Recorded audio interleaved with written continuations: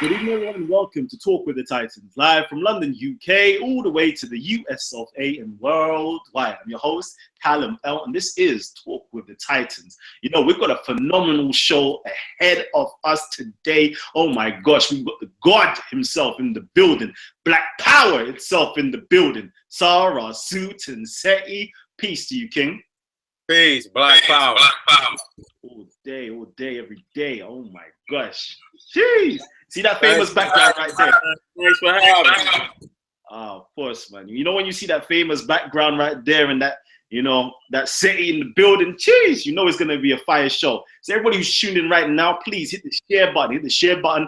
Let everybody know. Tell a friend to tell a friend. We've got SETI in the building. He's going to be live in London next week. He's going to be in the building. He's going to be in the country. He's going to be touring with us. We're going to take him around. We're going to show him a good time. So I need my UK family right now to stand up, show the love in the building as well. All right, you know what? Say, I know you're coming over here. I know you're coming over here to drop some fire. But, you know, I know you've got some help. So I would love for you to kind of let everybody know, you know, who's helping you out here. Oh, well, you know, the Queen CC, she just, you know, she the quarterback, you know what I'm saying? She been taking care of business. Everything has been excellent, par excellence as far as taking care of business. And so I'm feeling real comfortable. You know, when you got somebody, you know, that's taking care of business like that, it's much more comfortable for me to come over because I see she's serious, you know what I'm saying? And so that means a lot. For real. That's real. That's real. The goddess, you know, goddess CC. Where you at, Queen? Where you at? After we, you know, yeah, we all have to show you some honors right about now because you've literally been the backbone. You've been the one who's behind the scenes, getting things ready and prepared. So I definitely want to shout you out and give you your honors right about now. So say some words to you watching right now, please. Thank you.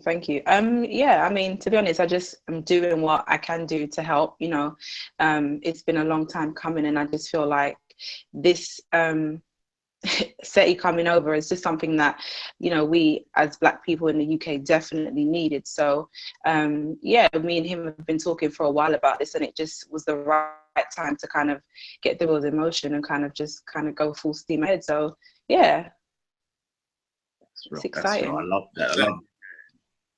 All right, so you know what, people, please hit the share button right now, yeah, and tune in. I'm gonna be checking the comment section. I'm definitely gonna be inviting some questions from our audience. I'm seeing everybody's tuning in. All the sisters are in here already. Letitia Webb, salute you, Queen. Exodus 118 ill. Rich 83, I love that. So yeah, I see you. Peace and Black Power. I see everybody showing the love to our brother SETI. All I'm gonna ask you to do is just share the link. Let everybody know that SETI's here. He's live in the building right now. I'm about to drop some heat. So you know what? First, before I even do anything, I need to let everybody know that SETI's gonna be over here, and he's gonna be hosting an event with young Pharaoh. So there is a 2-day event. Can everybody see my screen? Hopefully everybody here can see my screen. There's a 2-day event. The People versus presents SETI, the true restoration of Kemet. Sarah Sue and SETI will be live in the building while young Pharaoh will be there on the live stream. So if you want to catch your tickets, if you want to grab your tickets whilst they're still here, it's going for cheap, $22 to $39 or $40. You can grab your tickets up here on Eventbrite. Literally just type in the General SETI and young Pharaoh in London. That's all you have to do on Google, and trust me, it will pop up straight away.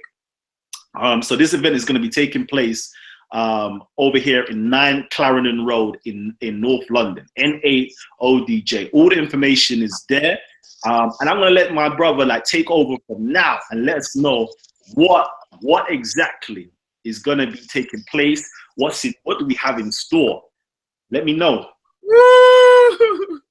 Man, first and foremost, I knew in the future that we would be coming to London, and so I knew that the false teachings of the Medu is really disputing the so-called translation of the ancient Egyptian language, and the stone that supposedly gives them the power to do that is sitting in the British Museum. You know what I'm saying? And so it was like, you know, a scholarly, you know, and it's a scholarly, you know, challenge to, you know, has been taught to our people for the last, you know, 100 years or so, you know, and so what better place? What better place to bring it to the doorstep? And it's in scholarly format, you know what I'm saying? It needs to be listened to. The shit is shocking. It's gonna be shocking the most. You know what I'm saying? Especially if you fall within that framework of thinking. Oh no. Oh, here go Pharaoh right here, y'all. Hold on. I gotta take this. I got to. Hold on. Oh no. My dog. What up, dog? Man, I was calling you, man. I'm on Titans TV, man. You wanna come in?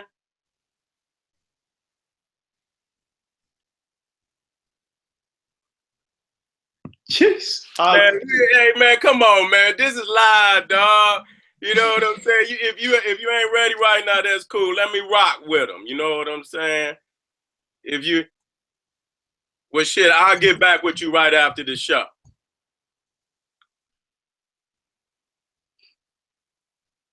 Jeez. Hey, listen, Pharaoh, hurry up, man. Hurry up. You ain't come on. With text. A while still. So come on, let me get you on here. Let's go. So you. All right. I'll be looking for the text. All right. He gonna come in at some point in time. He gonna text me. So where was we, man? I thought he was ready to come in, man. Straight up. So you know what? You're coming over here, London. Oh, yeah, let me get back. And so, and you know, and of course, you know, I pride myself, you know, in being a top scholar, man. You know, in dealing with ancient Kemet. And not just, you know, the Kemet that you see on, or Egypt that you see on the map. I'm talking about the global experience. You know what I'm saying? Where I could pull up in Asia and I'm a heavyweight over there in the Hindu Kush. I got some heavy shit for the Olmec, my Nubia heavy. You know, I got a lot of aspects to show you what ancient Kemet is. You know what I'm saying? And so, even in that, I'm gonna take you and show you. This is us. You know what I'm saying? This is a global people. You know what I'm saying? They rule empire, but it's things that you got to do to, you know, to climb back to that greatness. It ain't gonna just be reading and quoting and shit. This is real global, you know, conquest, and so it requires you to take it to levels that most cats ain't even dreaming about, you know. So it's always that geopolitical, you know, aspects of what I'm gonna be teaching. So believe me, I've been working on it. I got it laid out. You're guaranteed to, you know, witness, you know, African history and its glory. I'm gonna do my best to rock the house. You know what I'm saying? And so I'm expecting a beautiful time showing our history, man. But that false teaching, this is the place forward, baby. This the place forward. And of course, Pharaoh, you know, Pharaoh gonna do his thing. And so together, y'all gotta witness that experience. You know, you can see us, you know, doing our thing separately. But when we get together, man, it's some Kobe Shaq shit, you know what I'm saying? We could come through and really, you know, give the people an experience, no other scholars. Niggas like Dr. Ben and John Henry Clark of the new millennium and shit, you know? Hey, man, that's how we doing these niggas right now, dog. That's how we doing them. For real. Listen, the dynamic duo is going to be live in London. Listen, I can't even wait. The countdown is on, literally. You've got less than 7 days. Less than 7 days to purchase your tickets. I don't want to listen, on the day, nobody ring my phone. Nobody ring my phone on that day. Nobody ring my phone. You better purchase your ticket from now because this is going to be a sellout event. There's limited tickets remaining. So if you haven't got your ticket already, you haven't purchased that ticket, I am telling you now, go and purchase the last tickets remaining so you can be there to see our brother Sarah Suit and SETI live in the flesh. Okay, make sure you cop those tickets from now. And you already know we're gonna have young Pharaoh in there as well. Young Pharaoh is gonna be doing his PowerPoint presentation. He's gonna be dropping the heat as well, and we're gonna have some, you know, world-class performances taking place on the night. Respect. Tell me about this. Tell me about who's actually performing on the night as well. I want to know who is performing on the night. Yeah, so give thanks to the general. Black Fist, Black Power. You see this? You see my hat? Yeah, you can see my hat, right? This is our movement down in the UK, BFBP. It stands for Black Fist, Black Power. That's right. I'm with that. So that's what we're rocking down there. Big up Titan TV. Big up my brother Gabs every time. Big up the sister CC. Yeah, because when you see the sisters then rise up like that, that's the power. So I got an email from CC. No, my artist page got an email from CC saying that the brother was coming down, asking if we could perform. So I know my management was dealing with that, but I spoke to Honorable Jegna as well. So I know that Jahazul is performing. Do you know a brother called B-Dot? Brother SETI. You know about B-Dot? You know what? I probably have. It's so many. What, he's an artist? Yeah, he's a battle rapper. Yeah, he's a comedic battle rapper. He's very good. I think I might have heard. I think I might have heard. Yeah, Jahazul. Share some with me when we get off of here. 100%. Jahazul, he's my favorite rapper when it comes to this comedic science. He breaks it down like I've heard no other rapper. The other brother is a brother named Tods. He's from the streets, but he's RBG. So he's the one that's getting a lot of these gangbangers to bang against the system, to bang against the beast instead of banging against each other.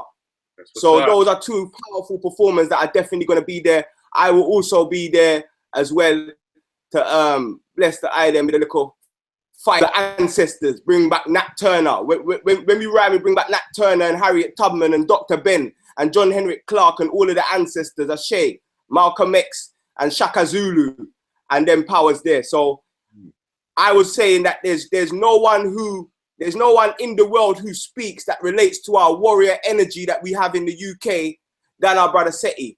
So it's going to be very powerful when this brother touches England, because for the warrior class, you know, for the generals, you're the brother that a lot of us are looking towards right now. So I definitely condone the thing, and I definitely tell everyone watching this, make sure you get your tickets. Make sure you get your tickets. All your lovers get your tickets, and you haters too, because I will deal with you as well with facts and truth and knowledge and powers and RBG. Give thanks. Man, that's powerful, baby.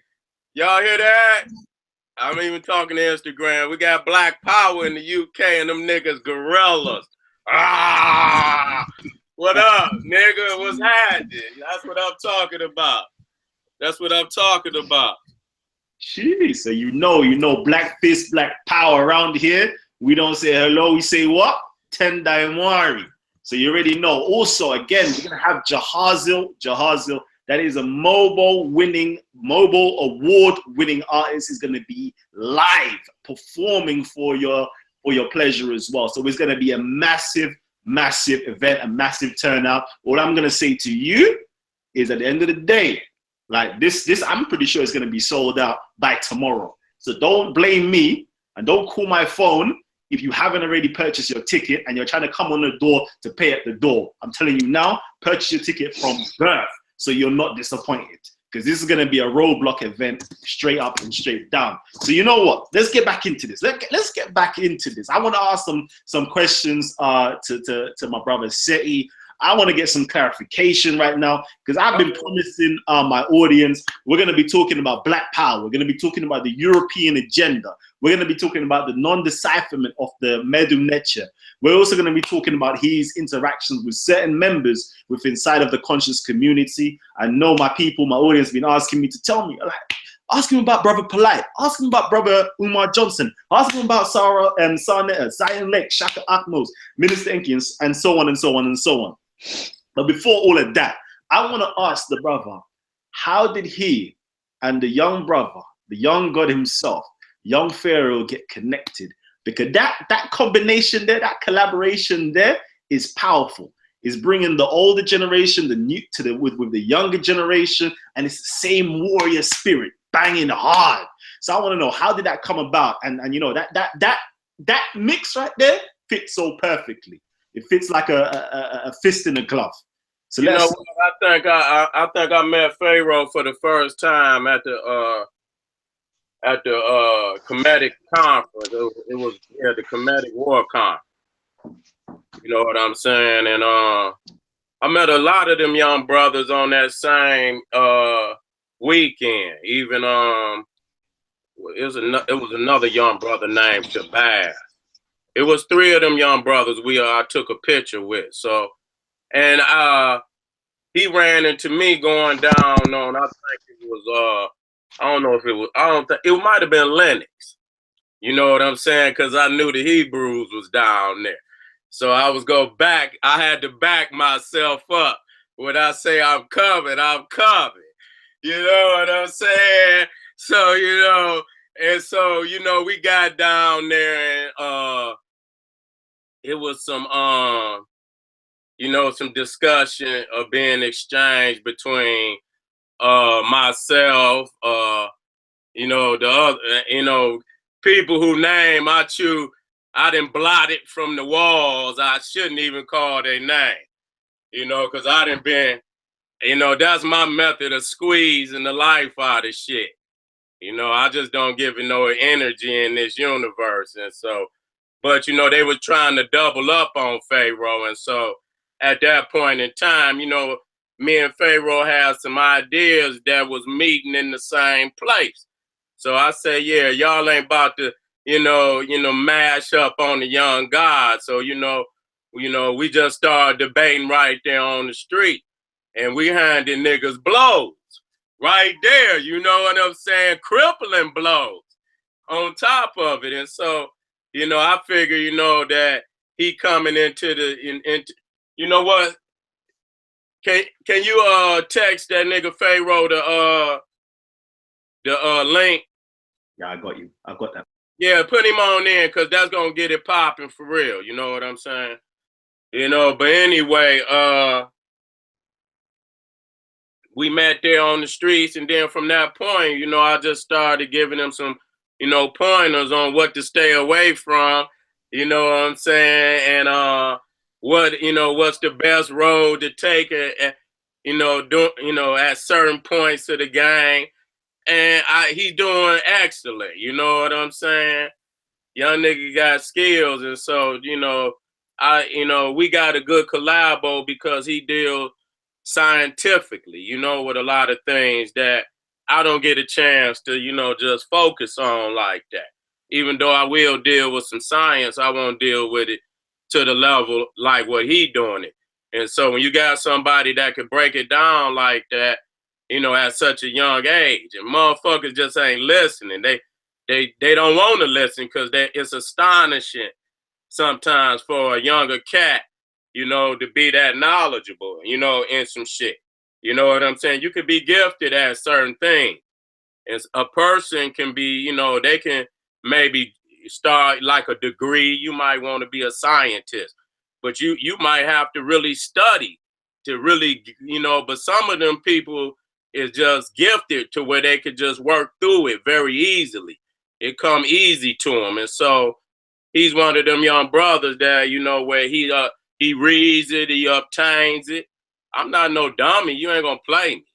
You know what I'm saying? But, you know, most of the information that he do put out there, you know, he has verification for it. And many of the ideas I already had even before I met him. So, you know what I'm saying? So we meet in a lot of places, you know, dealing with the cosmos and the solar interaction and the cosmic interactions.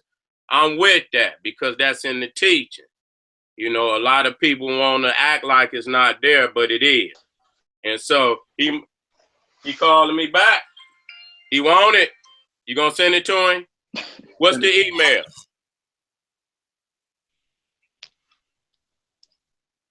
Hold on. Pharaoh at what?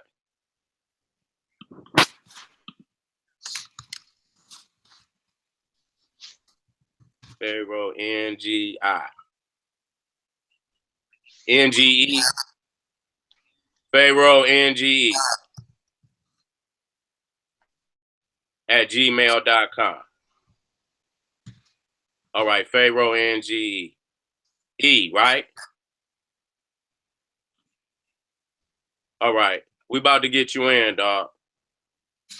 All right, we got to get him in. We got to be historic with this, cause he gonna be there too, and I want him to represent his, his aspects to this trip. You know what I'm saying? That's real. That's real. Okay.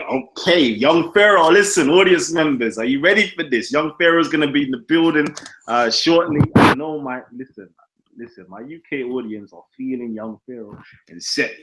That's all I'm hearing on the roads. That's all I'm hearing is when is Young Pharaoh, when is SETI coming to the UK? So right about now, this is gonna be a first. This is gonna be an exclusive for all of you guys. So please, I'm telling you now, tell a friend to tell a friend to tell another friend that we're live right now on Titans TV. Share the link with everybody that you know as possible. Facebook, Twitter, Gmail, Google, Instagram, Snapchat, wherever you are at, share this link with everybody you possibly know, and let's get this popping. I'm going to be taking some questions. I'm going to be reading out your comments very shortly as well. I'm keeping my eye on it. So please, just letting you know. Anu Kemet, I see you. Sun God, I see you. Trust me. The Daily Briefing, I see you. So I'm just letting you know. If you not got your questions, please drop them in the comment section. I'm definitely going to ask our brother all the questions necessary. So you know what? Let me say this. Let me just put this out there, because you've been sending shockwaves throughout the conscious community, throughout the Kemetic community, throughout the world right about now. Okay, and you're actually coming here to the UK, the home of the Rosetta Stone. Okay, so I want to know: has the Medu letter been deciphered, and have we been bamboozled for all these years, believing it so without verification? Well, you know what? When you really look at it, it was never no research on whether the metal letter was right or wrong. It's never really officially been from the Black community. It seems to me that they have always accepted, just on GP, general purpose, that it was correct, just because they said that it was deciphered. It had that damn formula having been pulled apart and really criticized and scrutinized. You know what I'm saying? No scholar has really just focused in on it. You don't hear that. All you hear is in agreement with. You don't hear no naysay, like as if it was an argument to whether it was right or wrong. It was always the assumption that it was right. And that's that Christ methodology where you believe just on the strength of that the white man said it was true. You know what I'm saying? But when you look at the facts of what has been taught for over 1,500 years before Champollion was born, was that the Egyptian mystery system was an esoterical secret order. You see what I'm saying? That it was a secret order, and the only way that you could acquire the knowledge of the symbols was to be initiated into the craft, and you had to do 40 years just like everybody else. And so I don't know how by putting letters on glyphs was gonna unlock the mystery of the pyramids. That's just bullshit. You know what I'm saying? It's just bullshit. If you had really cracked the information, you would be able to duplicate what ancient Egypt did. And to this date, I don't know of no duplication of the Great Pyramid by anybody before or since. So it still stands as the greatest monument. So that's the information that's behind those glyphs. Well, it gave our ancestors the ability to build a pyramid. If you cannot duplicate it, that's fact. That's fact that you have not translated. The real information behind the glyphs. All of that is just, people make up shit to help it explain it to themselves. But looking and doing the research on the language, the damn language is fictional, man. The language is fictional. It's something that's been put together to help people understand it on their own terms. But if you acting like the language that they done created was being spoken, it can't even be spoken. I've proven that scientifically. It cannot, the letter adding the letters, and motherfuckers ain't really said nothing about it because they know the facts back that up. You know what I'm saying? It can't be spoken. That's the facts. So, you know what I'm saying? So what are we speaking? It's some shit that we know we created to help us, feel good. But in reality, it's a made-up language. And anybody can add, and once you know how to do it, you can have hundreds of words, if not thousands of words for one word, based on people's vowels and how they spell it in different languages and shit. If you look at what a Slavic write, the way they spell Ramesses is totally different from a German or an Albanian or a Frenchman. They all got based on their vowel system. So this will be one Pharaoh. But when you look across all the languages and how they add, you could have hundreds of words for one word, adding and taking vowels. So right there, they say it's unscientific to add vowels to it because then you're going to have all of that. So when you see the consonants just sitting on the damn paper without no vowels, you explain to me how the fuck this shit is speaking. And you can't even say, how can you define words you can't even speak? How do you do that? So that would make the shit so funny, man. It's so many loopholes in it that you find yourself falling into a bottomless pit. But as you can see, I know where the loophole, and they're big loopholes. They're big loopholes, and I don't give a damn what nobody say. Just the fact that I can prove that you're not supposed to be speaking it. Look how many motherfuckers that knock off the board, man. You know what I'm saying? Look how many. And that's white man, protocol in dealing with it. You know what I'm saying? So they're going to have to come, we're going to have to put that, because it's white man's worship. You done took Champollion, you made him the Christ figure of all Egyptology. You know what I'm saying? And so we have to pull that shit down. He's a Christ figure. He's a Christ figure in this Egyptology. You have black people that are defending him. You know what I'm saying? So that's, you and then at this, I'm going to show you the irony in this shit. And I'm bringing this up in the lecture. I already discussed it. This show you how fake motherfuckers is. Because you catching them on both sides of the fence. You hear them calling out revolutionaries like Dessalines, Bookman, Toussaint, and our Haitian family was fighting against the French, fighting against Napoleon, serving his ass to defeat, and then at the same time you uplift Champollion. See, that show you You get caught on both sides of the motherfucking fence. You can't be. So the metal netter is what it took our brothers and sisters in Haiti to beat that shit. That's the metal netter. See, you can't get caught up in all them words. See, so now it's putting niggas hard on the line because you can't be out here pumping up no Christ-like figure like Champollion and Napoleon. You see, and I ain't gonna get too aggressive. You know, I almost said something. You know what I'm saying? So I had to slow down. But we have to deal with this because this is just a mainstay where most people went into a rut because that shit ain't going nowhere. People should have told the people that the shit was fake. You don't just let people keep believing some shit. I don't give a fuck how hard it hurt. You know what I'm saying? I don't care how hard. You don't let the people keep going down the wrong way.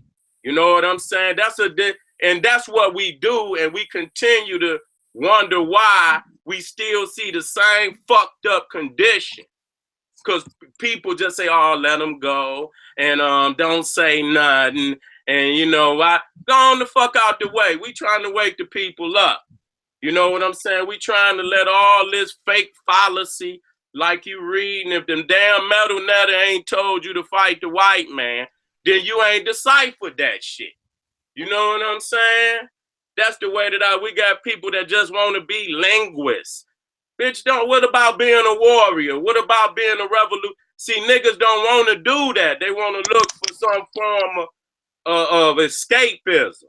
You know what I'm saying? And this is a lot of people's escapism, where they claim they reading, man, you know, and I ain't knocking, but I'm just calling it like I see it. Because it's like another religion that people then got trapped into. And the real revolutionary aspect of this game, y'all niggas ain't got no part in it. You know what I'm saying? So I'm tired. I don't want to hear nothing. The real Medu Netter is the spirit of revolution. That's the Medu Netter. If it ain't telling you to fight this goddamn beast and fight your enemy, we got babies, you know, they've been kidnapping these young black girls in Washington, D.C. as of recently. That's a lack of fucking manhood. You niggas in here reading scrolls. Them scrolls ain't told you to get up and nigga go to and take back the community so these vultures won't feed on the babies. That's the real shit that, you know, you see, I don't let motherfuckers get by with all that spookism. If it don't relate to the streets, that shit ain't real. You know what I'm saying? If it can't wake up these brothers and sisters down here, that ain't the Medu Netter. So you got to first deal with it in spirit, you know, African spirit. You know what I'm saying? And many of these people lack it. Let me know when you want me to, you know, because I'll run with this motherfucker. You know me. You know what? I want you to run with it. I'll go out, nigga, hey, whatever. You know, but I'm just so glad, man, to be coming over. Because, you know, I've been fucking with the UK for a long time.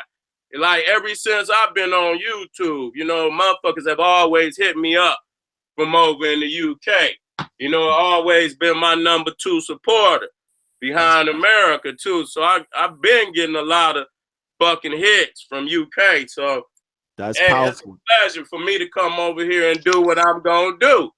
You know what I'm saying? Because I'm most definitely going to be sharp, nigga. And believe me, I'm going to score 50 both nights. I guarantee you. You know what I'm saying? I ain't gonna be no hit, no misses, or nothing. You feel me? Everything gonna be right on the bullseye. Believe. Oh man, I can't wait. Listen, you know what amazed me when you said or one of your videos, you literally said that in your YouTube analytics that UK is literally second behind the US in terms of views and hits that you're receiving. So I love that. I love to see that the UK is actually standing up and representing and actually viewing you. But I want my UK family members to turn up and turn out. Next week, Saturday, that's the 1st and 2nd of April. I believe. So please make sure you turn up and turn out. This is an iconic moment that's taking place. You know what? My brother, young Pharaoh, is ringing me right now.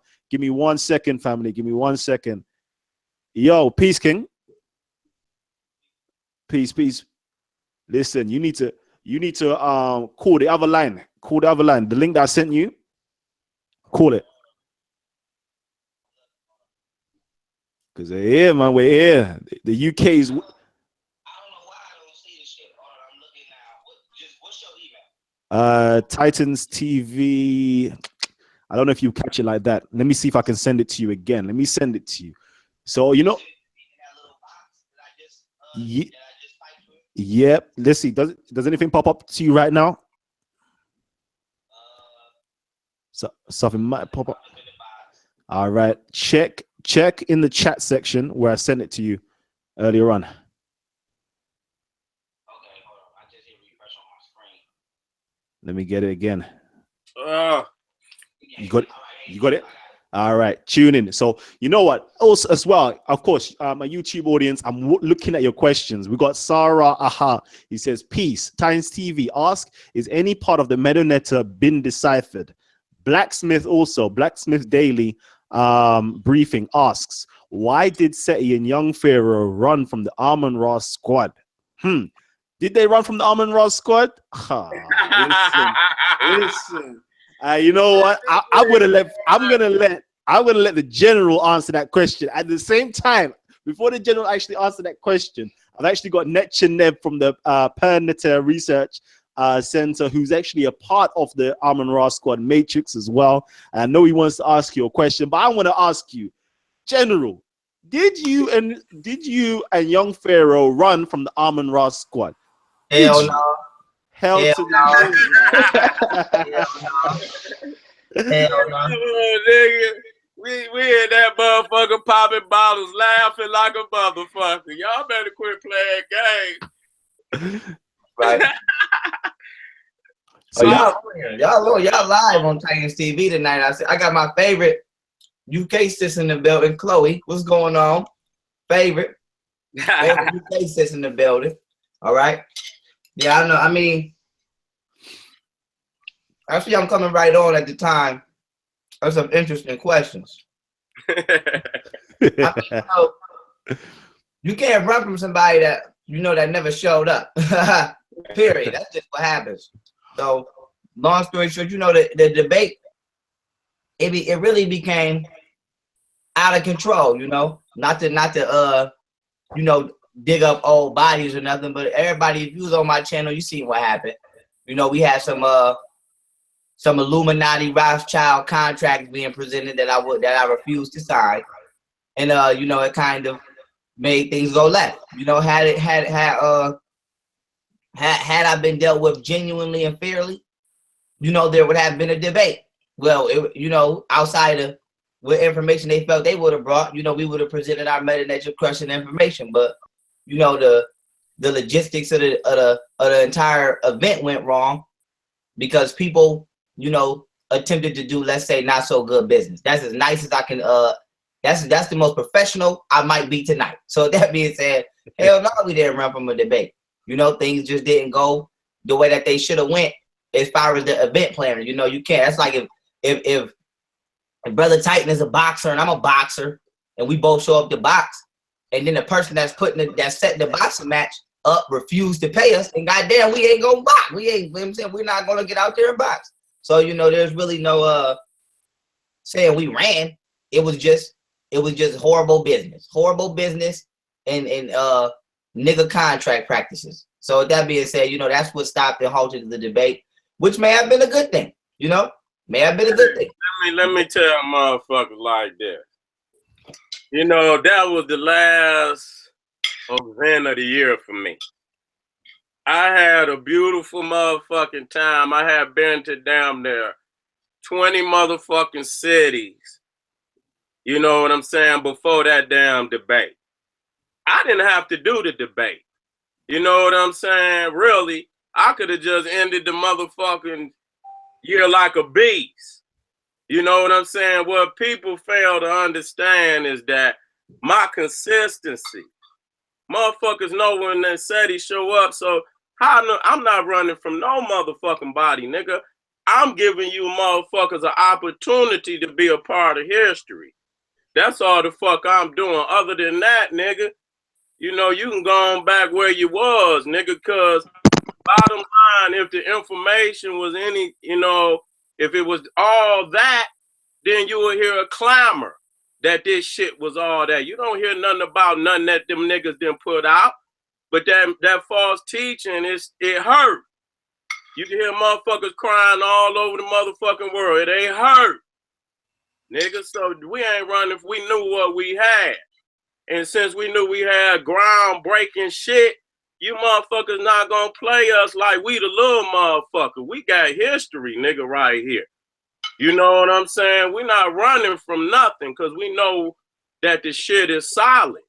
And sometimes it's just best to take the right information and just do it separately. You know what I'm saying? Based on the situation so that it'll be a classic. So you don't have the shit that they had with that fucking scuffling and all that garbage and shit. We're not going to be a part of that. So didn't nobody run from shit because we was there. You know, like I said, we had to get up because we had, you know, Pharaoh had business to take care of. And that's why we did it. So that's first and foremost. Under them circumstances, he made the right motherfucking decision. I did too. And it's classic. You know, it's classic work. And when we come, you know, when we drop it in London, we gonna give it to y'all niggas times 2. Believe that, nigga. Believe that. Oh man. Oh man. You know what? Let me just heat this up a little bit. Let me heat it up a little bit before I actually heat it up.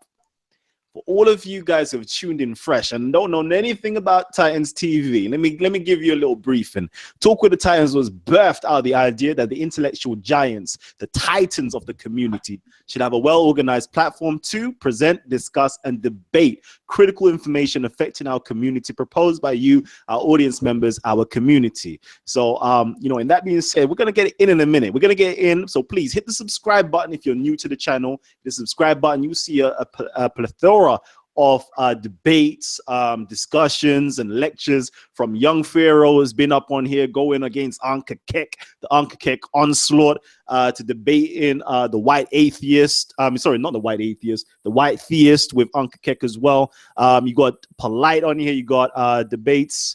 You got lectures with Tariq, Nasheed. You know, of course, SETI's here with us. We've got so much stuff. So please hit the subscribe button, check it out as well, and see everything that we're actually doing over here in the UK and worldwide. But I want to mix it up. I want to cause some controversy right about now. I want to get things a little bit heated because so far it's going nice. It's going sweet. I'm not even going to lie. I'm enjoying myself. But I know my audience, they like to hear a little bit of fire going on. So I'm going to bring in my brother. This is my arc right here. This is my center right here. This is my brother, Neb. And I know Neb is part of the Amon-Ra squad matrix. I know a lot of you guys like, where's the Amon-Ra squad? Why shouldn't the Amon-Ra squad be in here asking questions? So you know what? I've got my brother Neb, yeah, here to ask a question to both SETI and young Pharaoh.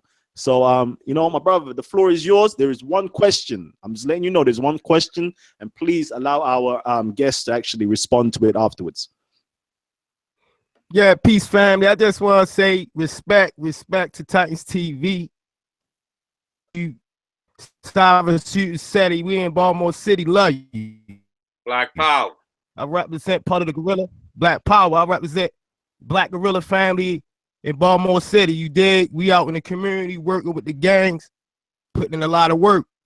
You know, I'm a student of Dr. Ricchetti. And I have no problem with some of the things you and Pharaoh say. You know, I have absolutely no discourse. It's just my issue is the method y'all going about it. It's like this, the art of war. You gotta know your enemy before you attack your enemy. You know, you gotta know about the meta natures before you can properly dissect it. It's things about it I don't agree with. But we gotta, you know, as warriors, you know, we got to implement the art of war, the African art of war. So my only question to you, brother, for all the respect, we in the city, in Baltimore City, got for you and young Pharaoh, you dig, is that, you know, my underlying center is your name, Sarah. You know, Sarah is Metanetra. That's what Sarah is. Pharaoh is Metanetra. In Metanetra, Pharaoh means Pharaoh. Pharaoh, So, the word Pharaoh is English. It's That's English. Hold up, God. It's English, but I'm speaking about the Metanetra Pharaoh. So I'm just saying that for Sarah, Sutan, Seti, all Metanetra names, if it wasn't deciphered, how did you get your name? That's my only question. Okay, that's a very good question, brother. And I'm explaining SETI I got from the brother Ashraf Quasi. And Sarah and the Sultan, I personally added to my own, you know, the name, because my name is SETI and Tep. This is what I understand, that our people possess a very powerful spirit. And sometimes they can embody into, you know, words, statues, they spirit, okay, where they explain themselves through a language that might not necessarily be there, but they still embody into it they spirit. Just like most of the books we got up on our shelf, they in English. You know, all the books on African history that we look at and read, they in English. Now one of them civilizations we read about, any of those ancient civilizations ever spoke. So we using somebody else's language to explain our history. And so that's all that you're doing. I deal with it based on the consciousness of the people. You know, the consciousness of the people is that they've been reading this shit for the last 50 years. This is what, if I was explaining or teaching on ancient Egypt, you would have to use the Medu, because this is the language that they conscious in. That don't make it the language of the ancestors. Just like if I come to the UK and I speak French to you, y'all gonna say, motherfucker, we can't explain shit you talking about, nigga. So, you know what I'm saying? So I have to speak the language that the people are conscious in. So I would teach through the language to get my understanding. But rare will you ever see me try to complete a sentence. I say this is best, the God best, which means the toi. That's only so that you, in your mind, you know is that, and then I can finish my teaching on what I'm teaching about that particular God. It might ain't got shit to do with nothing to do with the metal net. It's my own research and study. Long as I can get you to best. That's all I need to do. I'm not gonna make up another name for it. This is the language of your consciousness in dealing with ancient Egypt. So I'm gonna still be successful in my teachings.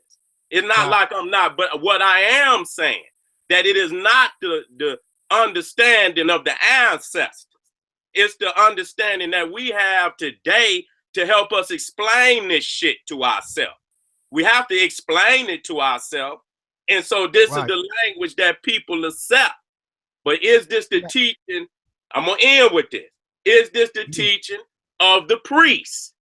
That's the motherfucking question that I'm asking. And it is not. Okay? Because, go ahead. Yeah, I got you. You know, like I said, we love you, yo. You feel me? I'm a street nigga. I ain't lying to you, brother. I would not listen. And let me tell you, I'm not lying to you when I say I'm not doing it out of spite or anything. Be real. Right. This shit is from my own teachings where I've come. I'm gonna let Pharaoh to get in here because you know this. You know we got to let the God get in. But I'm gonna end with this. It's all based on research.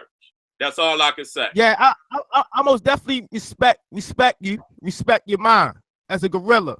You get me? That's first thing. Respect, but brother. I'm sharing this right here. This the Beto's King list. your name is in this king list.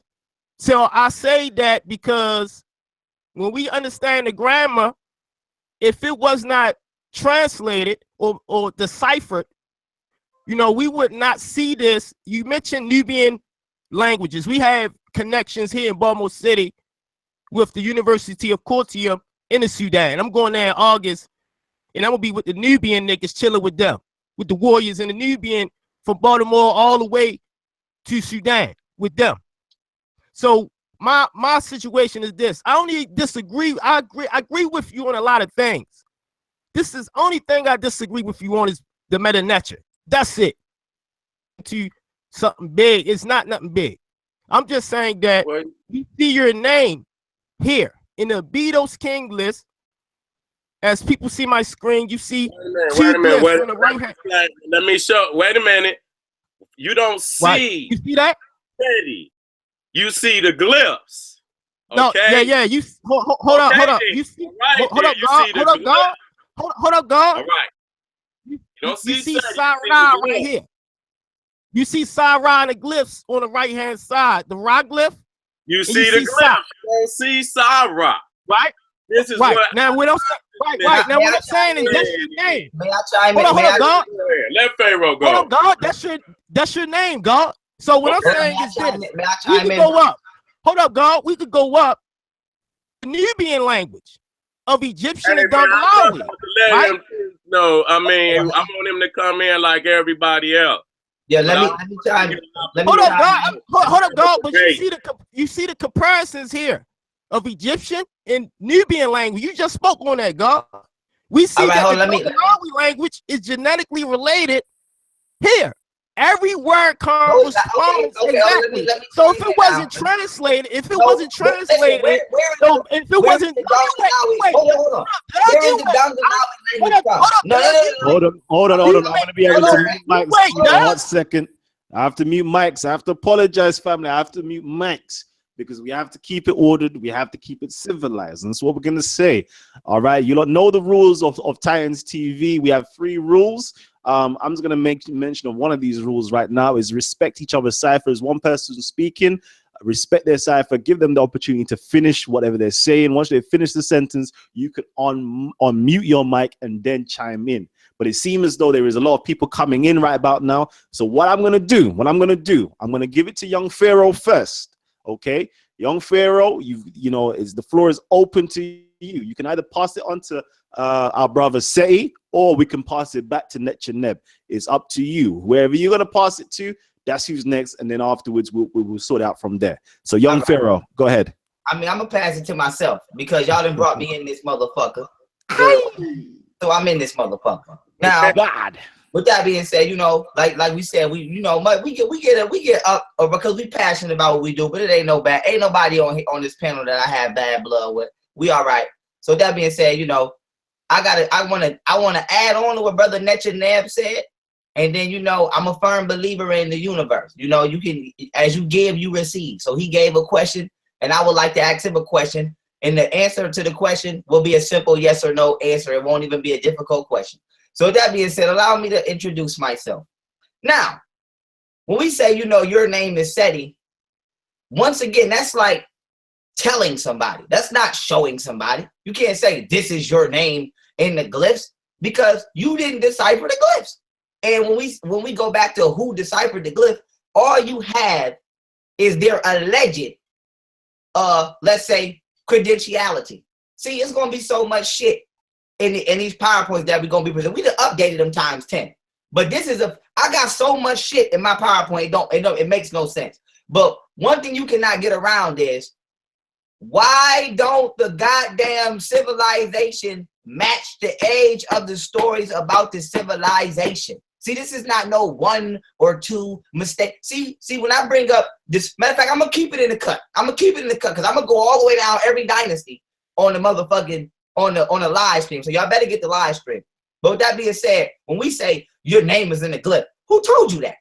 Who told you that? Now let me show you how Neb can be misled. So now I would like you to unmute Neb, and I'm gonna ask him a simple question. I'm gonna share my screen, and I'm gonna ask Neb a simple question. So just let me know Netronel, when you ready, and I'm gonna come with the question. Come on, Nature. Netronel. All Brother right, so Netronel. Netronel, you have the ability to unmute your mic. Just let's keep it simple because I know, I know my brother Young Pharaoh wants to set up as a series, maybe a series of yes or no question answers. I don't. This ain't no series. This is first round. See, I've learned to turn into Mike Tyson when it comes to. This is first round good night questions. See, this is not. We don't. First round. Now, right, not out questions. I want to ask you a question. Can you see these emojis on my screen? Yeah, can you see these emojis? I'm dead. I see it, God. Now, do you know what these emojis say? I don't know what they got. Okay, thank you. So you don't know what these emojis say, right? It's not Meta Nature, so Oh no, let me ask you a question. You don't know what these emojis say, but we can agree that these are ideographs. These are pictures which depict a mental image, correct? Yes or no? yes. So if you don't know what these say or what sound these make, how the fuck do you know what sound these make? Easy. Huh? If you don't, hold on. If you don't know, so if you went to the goddamn pyramids and there was emojis on that bitch instead of alleged, glyphs on there, how would you be able to produce a sound out of an image? If you can't get a sound, hold on. If you can't get a sound out of this picture, what doesn't make a sound? How did you get a? How did you get a sound? Let me prove my point. No, we didn't cut you off when you proved yours. If you can't get a sound out of this picture right here, okay, that doesn't make it doesn't produce any vernacular expression. How did you go to the wall and get a sound out of this? So if a happy face doesn't make a sound, how the fuck does a bird make a sound? So when we talking about even today, the way we communicate, right? When you look at black people, when we texting each other, nigga, if I'm mad at you, I don't have to say I'm mad anymore. I can send you a picture to display my frequency. I can send you an angry face. What sound does the angry face make? It doesn't make one, but you get to understand it. Let me put my point. You get to understand it. So if I'm living in Egypt, okay, and I'm of a higher level of intellect, I don't have to write out a paragraph to convey my information. I'll put that understanding in a picture, okay? Put the picture on the wall, call it a glyph, and all of those who are initiated into the understanding that SETI broke down, you had to be initiated, will be able to look at that picture and know exactly what it means. It's just like when you're gang banging. You know why the federal government has descended spies to infiltrate gangs? Because they don't know what the gang signs mean. So that being said, if you go to Egypt, right, and you see emojis on the wall, and you can't decipher the emojis because they don't make a sound. So they have no grammatical or vocabulary meaning at all. Same thing with the glyphs. These are not letters. These are not words. These are pictures that convey a certain mental aspect. So that being said, if I was to text your phone right now, angry face, smiley face, sad face, you wouldn't know what the fuck that meant. So how can you go to the Egyptian walls and see a bird, a leaf, and some water, and you know what that means? Let alone you know how to speak it. If you can't speak an emoji today, and you can, nigga, listen, you can hear me talking to you now, and I can text you some emojis, and you can't decipher it, and I'm still breathing. How can you decipher an ancient language of a people who not there to help you at all? So with that being said, if emojis don't make sounds, how do hieroglyphics make sounds? So that being said, 1 + 1 is 2. See, when we're dealing with ideograms, once again, an ideogram is a picture which conveys a meaning void of a grammatical text or phonetic sound. So the Egyptian hieroglyphics, by definitions, are indecipherable ideograms. Go look up the definition. The word hieroglyphic literally means indecipherable. So to say I speak the hieroglyphics, you are saying I speak that which is indecipherable. You know why it's indecipherable? Because nobody outside of initiation knows what it says. If me and my friends pick 5 emojis and we know that these emojis mean A, B, C, D, E, F, G, if you're not in the loop, you don't know what that shit means, let alone what it is I'm conveying to you for you to even transfer your ideas to me. So if you go to Egypt and you wasn't in the priesthood, for one, not only did you not understand the esoteric information, for two, this is a non-spoken language. So you had to be in the loop. You had to be in the loop. So nobody today, it's 2017. Not only were Europeans not in the loop, let's just be real. I'm not talking about you personally, but we're going to talk about niggas who speak. Half them niggas ain't never left the projects. Okay? Them niggas walk up the street and there's gang signs on their wall. And niggas can't decipher that.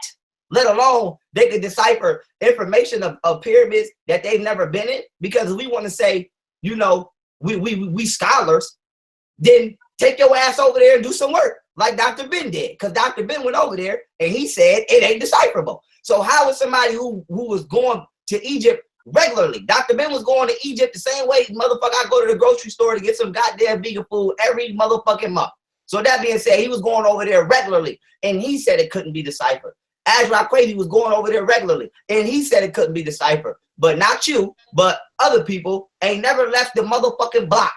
And they talking about it can be deciphered. How can you decipher something that you don't even have access to? You don't even know if it's a real. I could pull up a picture of a temple wall right now. I've never been to the temple wall, so technically I can't even say that that's actually what's in there. So according to people who have actually been in there, black and white people, they've said that it hasn't been deciphered. So with that being said, the same people who gave you the Rosetta Stone, right? Whether we challenging the credibility of the Rosetta Stone right now, it's coming later. But the same people who gave you the Rosetta Stone said that it's an unspeakable language. And Chet said he already showed that in his PowerPoint. They don't even try to speak it because they said it can't be spoken. So the Europeans who gave you the lie told you that it's unspoken. Our black scholars in the community who we trust said it can't be spoken. And right now, if a nigga can't decipher some emojis, a nigga can't decipher no hieroglyphics. You know why? Because they're both ideograms. They're both pictorial depictions which convey a mental perspective void of a phonetic expression and grammatical text. So with that being said, the hieroglyphics were ancient motherfucking emojis. If you wanna go there with it, and you don't know what they mean because you weren't living at that time period to know what our ancestors were thinking. 15-year-olds have their own little set of conversations that they have with emojis. I don't know what the fuck my nephews is talking about on their phone because I'm not in their loop. Our ancestors had a different elevation of knowledge, clearly because they built structures today that cannot be duplicated. So with that being said, we wasn't in a loop to know what they was thinking. You can go to a Buddhist monk monastery right now. You don't know what the fuck them monks is thinking because they're more intelligent and wise than you. So with that being said, they're still living and you don't know the level of their intellect. How can you decipher the encrypted understanding of a person that's not here to guide you whatsoever when police can't even decipher gang signs and niggas is here using them on camera every day. Niggas is throwing gang signs up on camera, yelling out the name of their gang, and the police still don't know what this shit mean. They got to get somebody in there to say, what does that mean? And get a goddamn recorded confession. So people that are living today, right, still, as they express their shit and as they verbally and physically express their meaning, they're still not fully understood and comprehended by the Caucasian. How can the Caucasian go to a so-called ancient civilization and decipher, okay, information with void of anybody present that has placed it on the wall? Period. So that being said, if you cannot decipher emojis today, then the same way you felt is the same way Europeans felt when they went over there, when they looked at that wall. The same way you said, I don't know what that means, is the same way they said, I don't know what this means. So the same problem you having, as I run you on, let me show it one more time before I go, because I want to drive my point home. The same problem that you're having when your brain is saying, God damn, this shit could mean anything. These goddamn emojis could mean anything. That's the same thing. The same way you feel when you look at this is the same way Champellion and the rest of them Caucasians felt when they looked at that. So now y'all both have the same goddamn problem. You don't know what this say until somebody tell you. And nobody has told either of you. So either of you don't know what it say. That's just simple goddamn facts. Now, in the lecture, in the presentation, of course, we bring hardcore references. We break down words. But right now, while I'm here with you, I just want to invoke the common sense within you to show you that you and the Egyptology Society shared the same problem. Y'all both didn't know. So it's no difference between me today saying, okay, I just text this to my girl, bruh. Do you know what this means? And I show you 20 emojis. You're going to say no. So if I put your ass on a goddamn boat right now, delete everything you knew about Egypt, and then you see it for the first time, you never heard of it, and I go to take you to the Egyptian walls, and I say, what does this say? You won't know. So The fact that it's been deciphered was nothing more than to create a commercialized hustle of our history. Just like anything else the European does. He commercializes it. Fuck it, we don't know what this means, but we know that it belongs to African people. So what we gonna do is we gonna cook this shit up and prep it, since we've been stealing from over here anyway, and we gonna act like we've been over here for scholarly reasons, we've been over here for scavenger reasons, and we gonna sell their history back to them. Period. They sell the same way you can go in a mall right now in an all-white store and buy a dashiki is the same way you can go and buy your ass the Egyptian hieroglyphics book. Okay, they're selling you your culture back falsely. Period. So the same way that the material that the dashiki is made out of is not out of Africa, is the same way the information that's in them goddamn Egyptian books it's the same source, not out of Africa. It was made up, okay, by people who foreseen your enslavement far back before you even realized you was enslaved. And they've been selling you back that which they knew you would be attracted to. So with that being said, I'm not ashamed to say that, you know, we've been disconnected from our ancestors, but I would be ashamed as a black man to have the wish to be so connected back to my people that I'm willing to purposely hypnotize myself to the lies that the Caucasian gave me just for some shape, form, or fashion, just to have some connection in some shape, form, or fashion. We have to be mature at some point in time and say, we don't know. We don't know. You don't know. Just like we don't know. And what you're saying to SETI is, what I want you to understand is what you're saying to SETI is, you are confident in your question towards him because that's what the European told you. And what I want people that say they speak to Metanetia to realize is this.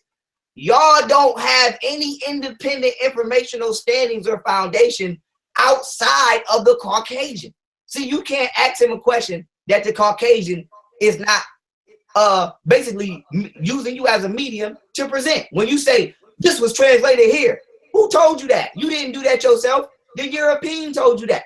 And then even once we bust that down, what you're trying to do is, since you don't have your own informational foundation because you didn't go over there to translate it, you start trying to make sense of how he could have not failed in his alleged successful translation. When the truth is, he failed. Even when you say, oh, you know, these languages coincide with certain African languages and this, that, and the third. I've already put it in my PowerPoint, and I'll bring it out again at this lecture, so I won't go into too much detail. But we already broke down how from about 1910 to the 1930s, a German linguist went over there and colonized over 75% of all of the languages in Africa.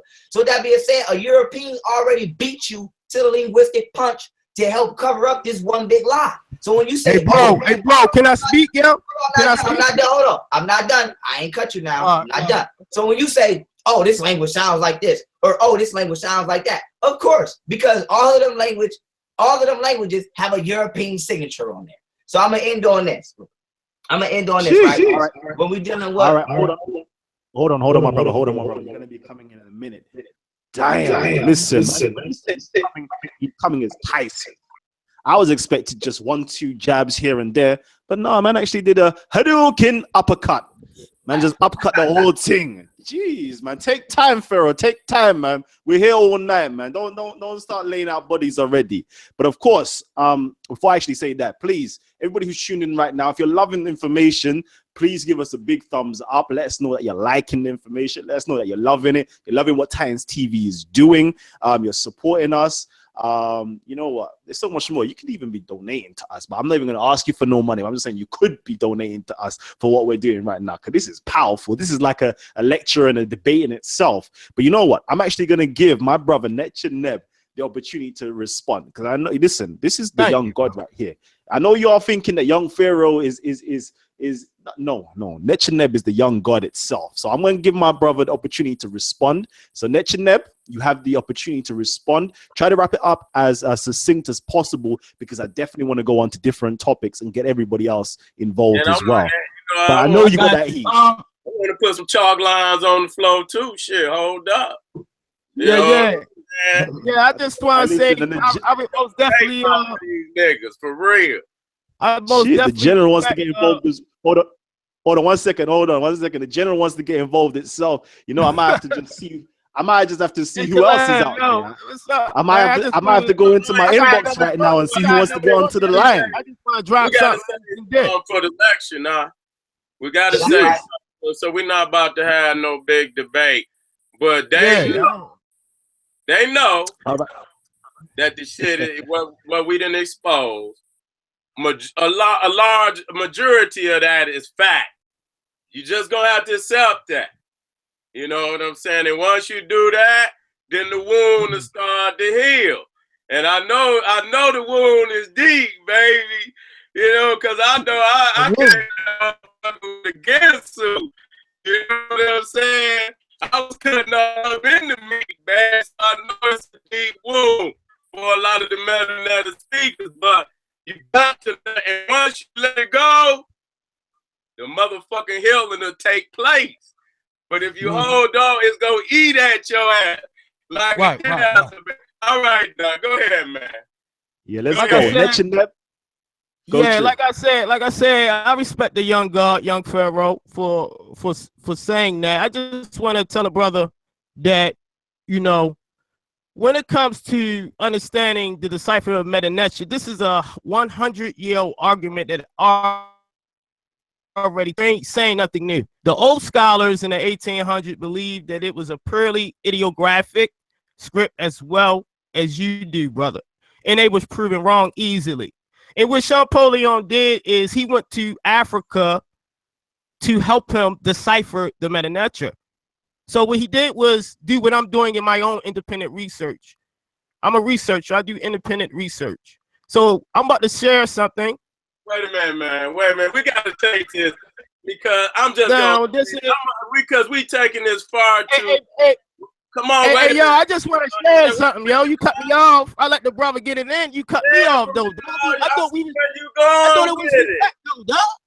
I thought it was respect with niggas, dog. Because I want to. Let me say my piece. Wait a minute. Hold up. Go ahead, dog. Go ahead, say your piece. Go ahead, man. Because go ahead, bro. I don't want you to. I'm gonna be in and I'm gonna be out, and I'm gonna let you say what you need to say. Anytime.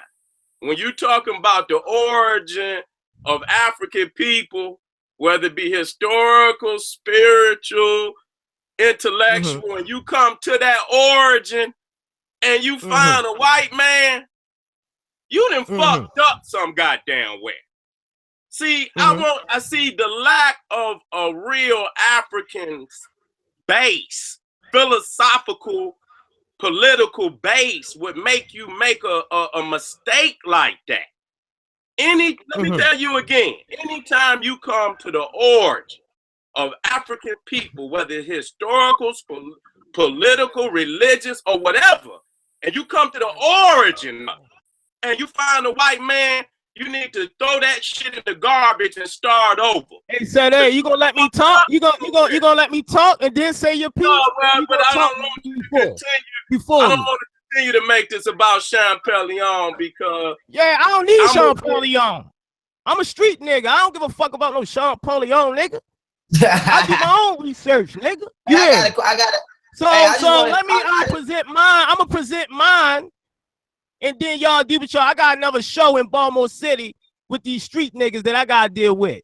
So let me do what I gotta do, and then you say what you gotta say after. Only thing I'm gonna say is that the Nubian languages, as I've been working with the brothers in the Sudan, Dr. Professor Sati from the University of Khartoum, you can look them up, right? And we are comparing his language with genetically relating Nubian languages of Dongolawi with the Meta. So if it wasn't fuck Champollion, nigga. That nigga don't help me pay my motherfucking bills. So only thing we're doing is genetically relating African languages with the Meta. So if it was by chance, like you're saying, like I said, I hear you out. So if it's by chance, like you're saying, correspondences would not exist. It wouldn't be no correspondences with other languages. That's how he deciphered it with Coptic. He needed an African language to decipher it. So from this example I'm giving you from my own work, me and the professor's work from the University of Khartoum, we see that in Egyptian, you find that for mouth speech in Dongolawi, it's Ed tongue language. We see a correspondence of R and D. It's mechanical. It goes by the laws of physics. Through time, languages change. So we know that a language has been deciphered if we see these same correspondences in other African languages. So only thing I'm saying is that your name is Sarah. Yeah, but you gotta get wait a minute. somewhere. Wait a minute. Sarah. Now, if I go down to the Abido's list, the Abido's king list, you see Sarah. No, wait a minute. Is a deciphered name. So if you're saying that the Meta haven't been deciphered, why do you have your name? You can't get a name if something can't be deciphered. The name Sarah came from the Meta. The name Pharaoh came from the Meta. For example, I'm gonna go into Egypt and I'm gonna give you these correspondences. In Egyptian, had per to go journey. In collision, which is an African. Fuck, I don't need Sean Polion, nigga. African shit, boy. All African nigga shit. You go to the religion in Africa, you need correspondences with Egypt. Ain't no boys over here, nigga. In the same meaning. You go to Egyptian party fighting bull, you have collision but not bull, and you go to Dinka, these all are Nubian languages, the same thing SETI spoke on. So he talked about the Nubian languages, but how you gonna speak on Nubian languages, but yet say the Meta haven't been deciphered when the Nubian languages and the Egyptian languages are genetically related to each other? It makes no logical sense. I'm gonna just end on that. I give you linguistic correspondences, scientific. I use a method. Only thing I'm telling you, bro, you trying to tell me that the Meta haven't been deciphered. You come into Baltimore City with a Meta name. A deciphered Meta name of Sarah. And this nigga got Pharaoh for his name. The name is Greek. The name Pharaoh is Greek and it derived from. Let me get him just one time and I'm gonna be. So I just want to let you know, bro, that you got both of y'all got Meta names. And then if you look into the Egyptian and you look into the Dinka, you telling me you wasn't born with and you got Dinka locked. You see the sound correspondence with other African languages. So if the Meta wasn't deciphered, it would not be now one correspondence that we can rely on to prove that it was exact. Only thing I'm saying is that you can't say something is in Meta and then, nigga, you show emojis. Emojis is not Meta. Stop trying to fool the motherfucking public, nigga. I'm from Baltimore City. You can't come to my motherfucking town. How about you gonna try to debate Meta man showing some motherfucking emojis, nigga? Emojis is not even Meta. Exactly. So you go ahead with that clown shit, bro. We're gonna buy that debate for next day. Yo, hear me, G. Fire.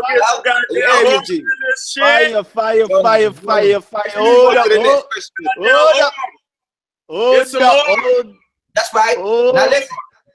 Hold up, Kings. Hold on, Pharaoh. 1 minute. 1 minute, Pharaoh. Damn. Listen, it's getting heated right about now. I'm gonna have to just break up a little. Don't go nowhere. I still want a piece on it. Jeez, it's getting heated. Listen, I'm telling you. Listen, language, nigga. Do you got a passport, motherfucker? I listen. Fair. Wait. Say just a second. Armchair scholar, nigga. Do you got a passport, nigga? That's all I want to know. Oh man, this is going. It's going in.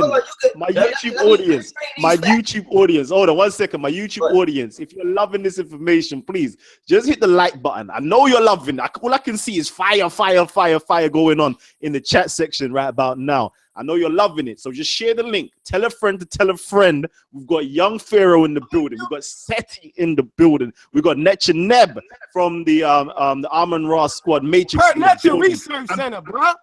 Per Netcha Research Center in the building right about now. But before Baltimore City. Hold on. Per Netcha Research Center, Baltimore City.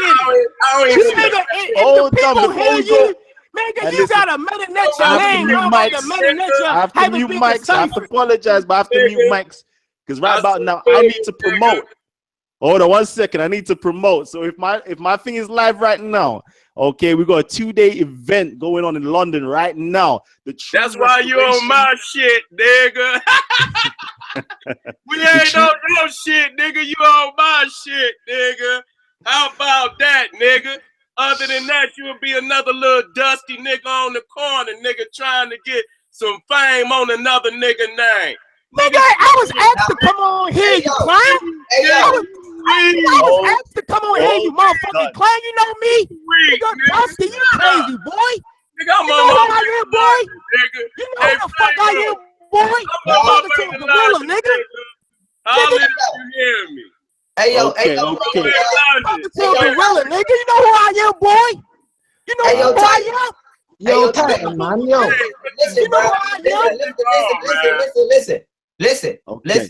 Listen. Hey, yo, host, Titans TV. That's what I'm gonna call you, Titans TV. We ain't all right. Listen, get going on, man. I don't want to hear from that nigga no more. Hold on. Listen, for one, whatchamacallit? Like I said, we got an entire lecture coming up. We smashing the meta lecture. So, whatchamacallit? Ain't nobody. It's nothing to pluck somebody out right now. But I'm not about to give my presentation right now. You know, due to the inquisition of somebody that's from the Amara squad. That's not happening. But I will say this. Hold on, I will say this. You know, outside of that, I want to make this comment. When we say the meta lecture has been deciphered, right? Or even when he say, you know, Pharaoh, that come from the meta lecture. That's a meta lecture name. Everybody on here was born with an English name. Some people's name is Brandon. So that don't make it right. Yo, where Kalam at? Hold on, so you might say your name might be Brandon. So if your name is Brandon, that doesn't make you an Englishman. That doesn't make the tongue that you speak correct because the European gave it to you. And even when we dealing with the names that we have now, you know, like I said, SETI said Ashwa Crazy, you know, bestowed that title upon him.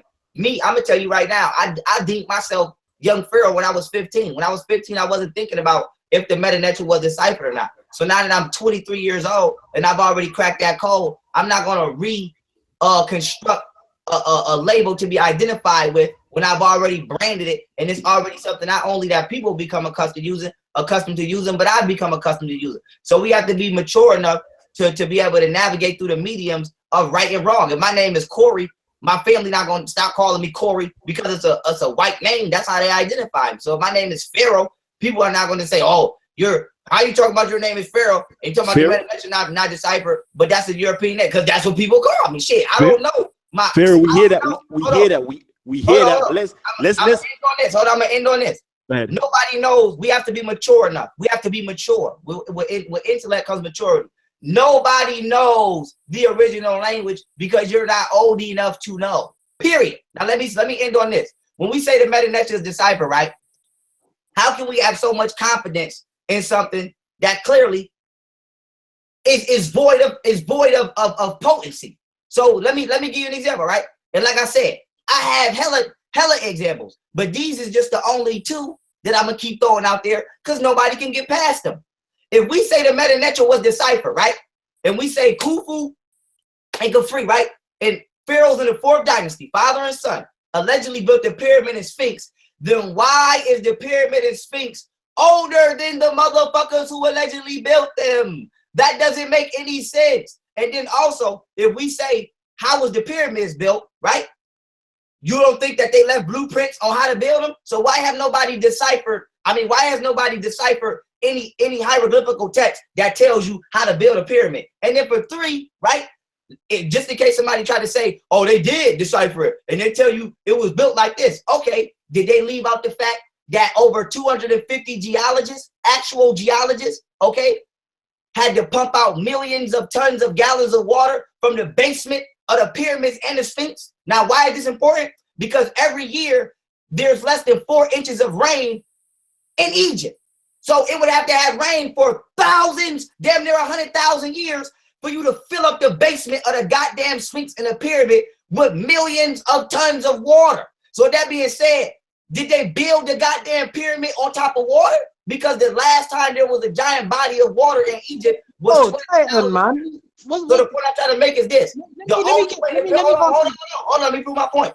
The only way the pyramids could have been built and constructed to even have water erosion and have water fill up their basements and foundations is if they were built during a time when there was a large body of water flowing through Egypt, known as the Nile River, which dried up approximately 12,000 years ago. So with that being said, if the pyramids were constructed, they were constructed 12,000 years ago or even farther than that, which still puts them outside the physical lifespan of the alleged found mummies who built them. So when we say, has the Medu Neter been deciphered? No, because the story that it's telling is an outdated lie. It doesn't tell you how the goddamn building was constructed. And if it does, it leaves out the fact that there was a large body of water which created visible water erosion, not just on the pyramid and Sphinx, but in the basement of both these structures. And if you go to any other structure throughout the entire Egyptian civilization, you can see this. In the temple of Osiris, I can go to any temple in Egypt and show you water erosion on a mass scale, not just on the outside, but in the basement, okay? So that's like when New Orleans flooded and niggas' basements had water erosion because it was a mass body of water just corroding shit. Do you know how much motherfucking rain it would have had to been to fill up the goddamn pyramid basements? So why does the Medu Neter not speak of this? Why does the Medu Neter not speak of this? So that being said, either you gonna tell me that 4 funky ass inches of rain a year was powerful enough to corrode the basement of a fucking pyramid, or either the pyramid was built outside the time of its alleged creator and actually built inside the time of when the Nile River was actually flowing through that land. So that being said, if the Medu Neter has been deciphered, why does the Medu Neter not speak on this? So it's either one or two reasons. It's a made up ass story, just like that Bible, just like that Quran. See, what y'all don't understand is Ptolemy is y'all Jesus and the Rosetta Stone is y'all Bible. And y'all don't want to admit that. Y'all don't want to admit that, but it's the truth. So that being said, it's fun when you get on the Hebrews. It's fun when you get on the Muslims and you tell them, oh, Hebrews, Muslims, y'all can't prove that. There ain't no dates in the book. And where's this? But as soon as somebody get on one of you Kemetic niggas and tell y'all can't prove that, where's this? Y'all have a heart attack. On everything I love, tell the Hebrews, go get my battle gear. I'm a Hebrew today. I'm in y'all ass today. Go get my shit. Go get my spikes and get my shit. Because as soon as somebody get on the Kemetic niggas, it hurt. At the end of the day, the Medu Neter has not been deciphered. And if you standing on the fact that them stories are true, then every last one of them stories are outdated. I can ask a nigga right now, pick any pharaoh out of any of the 32 dynasties, tell me what they built, nigga, I will show you the structure and show you how that bitch got water erosion in the basement. Now on the outside, in the basement. So, nigga, how? How did they build a fucking structure in the middle of the desert but got water erosion in the basement? See, that's why you niggas need to stop being motherfucking in the attic scholars. Because if you actually did the geographical science on the land, you would be able to figure out the lie. If you actually went to Egypt or spoke to people that went to Egypt, you would know that it damn near never rained. So just that simple fact right there would raise an alarm when you heard that these structures had water corrosion throughout all of their foundations. See, this is not a one temple thing. This is not a two temple phenomena. This is every last motherfucking structure. So goddamn, the whole civilization has been purposely recreated to fit the date of 6,000 years. Now I'm gonna end on this, since we want to talk about scholarship, right? Eric Snowden went against the government, right? And told the truth and leaked information. You have ex-Egyptologists who have today become what they call Kemetologists. Go look it up. And they are telling the truth. And what they've done is they've said that Egyptology was created by a Masonic fraternal order in order to hide the history of African people within a 6,000 year continuum. And they said anything that they find out, any bones that they dig up, any artifacts that they find that they can prove to be older than 6,000 years old, they emit the story from the goddamn books because they want the story of Egypt to line up with every religion. That's what Kemetologists have said. So that being said, I've already referenced one Kemetologist. His name is Stephen Mailer. Now, a lot of y'all gonna say, oh, Stephen Mailer is white. We don't give a fuck that Eric Snowden is white. He told the truth. And then for two, Stephen Mailer, when you watch his lecture, he says, I studied underneath an African who is indigenous to this land for over 30 years. And he says, if you're not black and you believe in the teachings of Egyptology, because remember, Egyptology teaches Egypt that it was white. He says that these teachings will sound they will be uncomfortable to you. So a white man studied underneath an indigenous black man for over 30 years, and the black man confirmed that Egyptology was telling a lie. So why he keeps saying Nubian language, nigga, we got a black African who they've lived in the Giza Plateau for 65,000 years. They've never been displaced, nigga. They know who the fuck built them pyramids and who didn't. So we keep saying the Medu Neter has been deciphered. Nigga, what, where?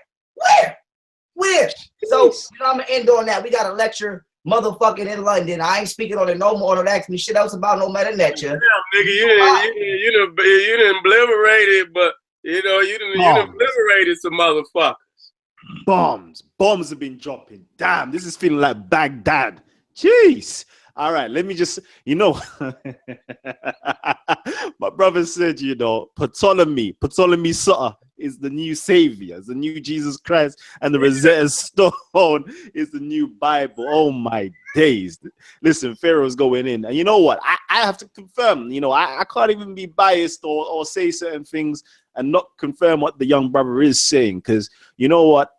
A lot of the Egyptology is trying to fit Kemet into a 6,000 year period. That is facts, but when we actually go back to the Kemetic records in terms of Manetho writing in 300 BCE, Egyptian writing in Greek, he actually states that the Egypt society goes back 37,000 years in terms of the dynasties. When we actually go into, another Egyptian, Alexander, Clement of Alexandria, he was talking about the Egyptians, talking about their culture going back 50,000 years and so. And then when we also go into Herodotus was talking about the Egyptian culture and the lineage go back 15,000 years prior to his time, or a certain pharaohs going back to 15,000 years prior to his time. So there's a lot of information that, my good brother, young Pharaoh, is dropping that can actually be clarified in historical records as well. So I'm putting it out there.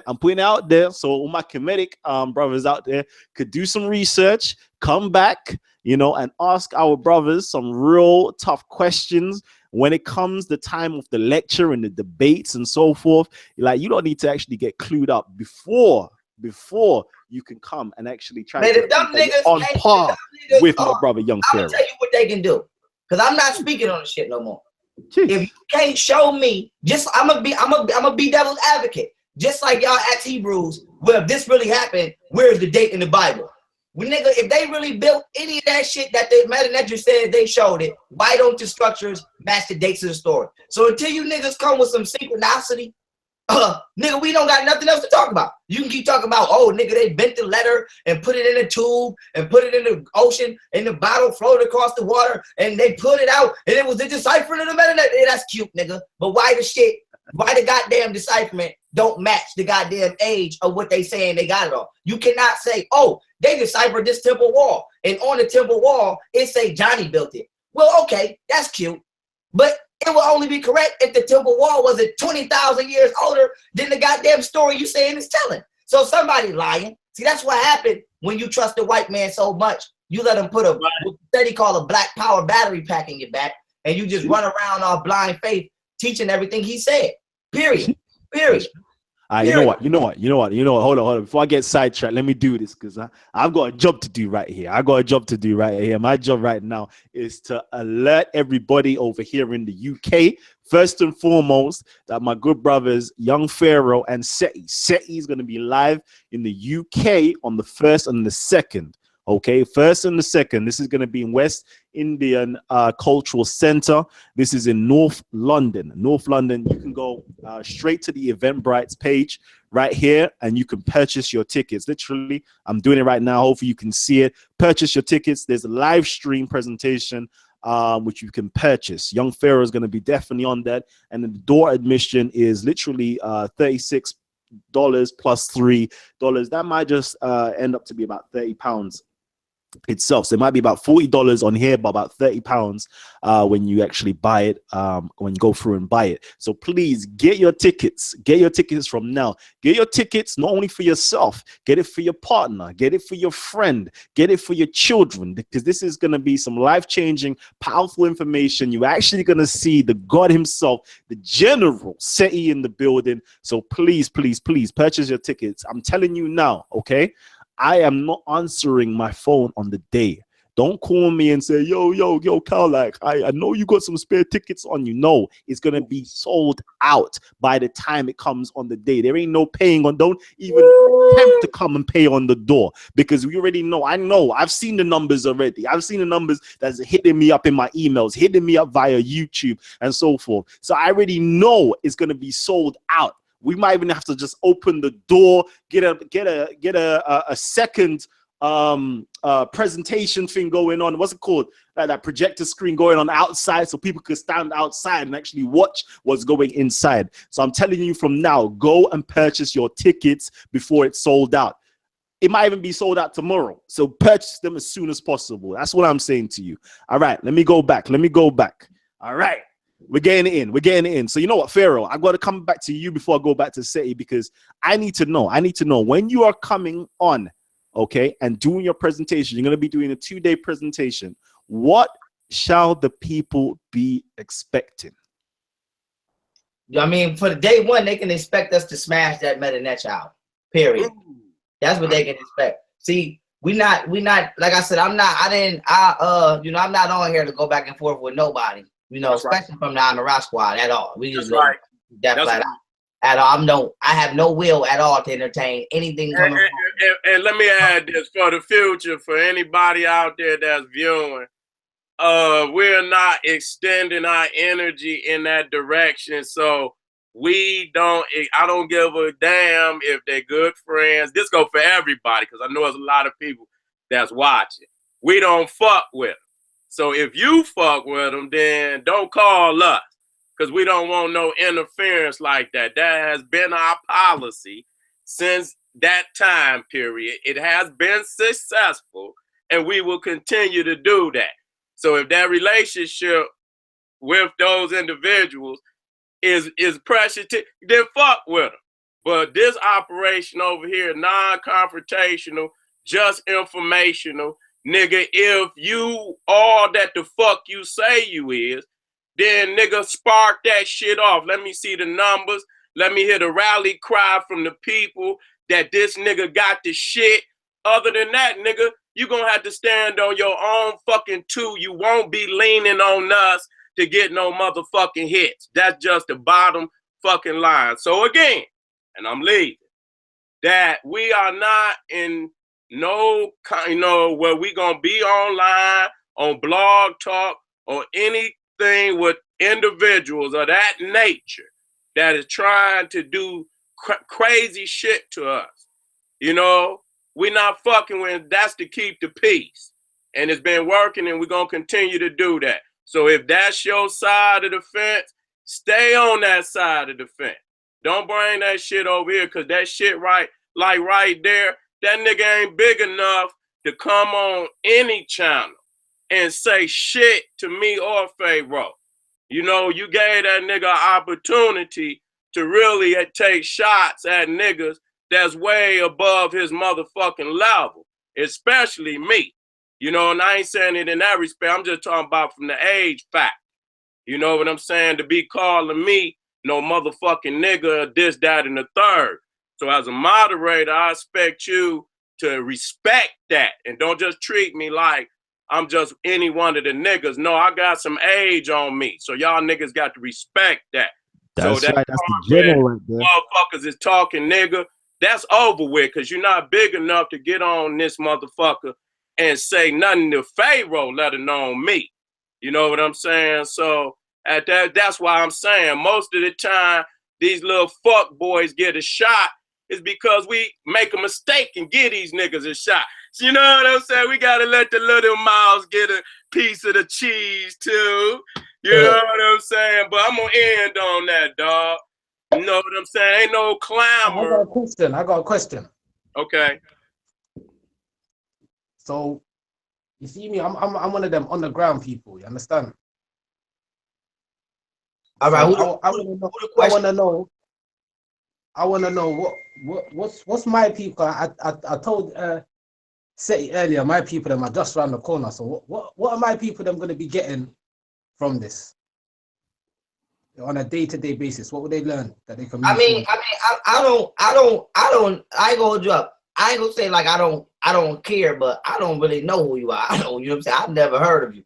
But for my thing is, I don't fuck with nobody out y'all camp because let's keep it a buck. I mean, I won't be in London next week because I'll be on trial. You said you in Baltimore. I'll be on trial in Baltimore for some shit I didn't do. Still here? I don't think. No. Necheneb, Peace Kings. The Necheneb is not here. He's gone. I thought that was. Oh, I'm about to say. I was about to say. So I thought that was him. I was about to say, nigga, I'll be on trial because I'm in Rock Squad. Press fake ass funky harassment charges. So if you think I'm gonna get on here and smile and kiki with anybody from the I'm Around Squad, that's not happening. If I would have knew that the nigga was on here before I even clicked in the link to come on, I wouldn't have came on this motherfucker. But I apologize to that brother because I didn't know. I thought that was Necheneb. I didn't know, but I'm kind of like, yeah.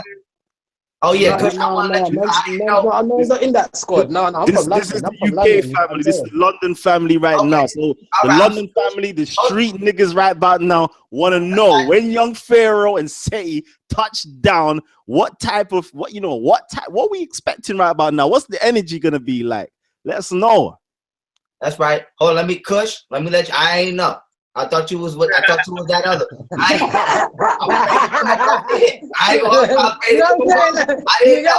I'm trying to show you my love. You get what I'm saying? I didn't know. I thought you. I'm about to say, come on, man. I'm finna say, why y'all playing on me, man?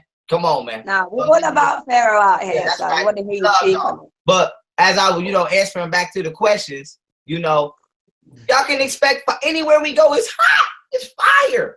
Listen, let me tell you something. You don't have as many trolls as you have if you're not popping. Watch it. I'm gonna tell you right now. I didn't look at this chat, right? And I didn't think Sinetta. I didn't think Reggie. I didn't think all of them. Now ask them niggas how many times do they go live and they see Young Pharaoh fly through the chat. I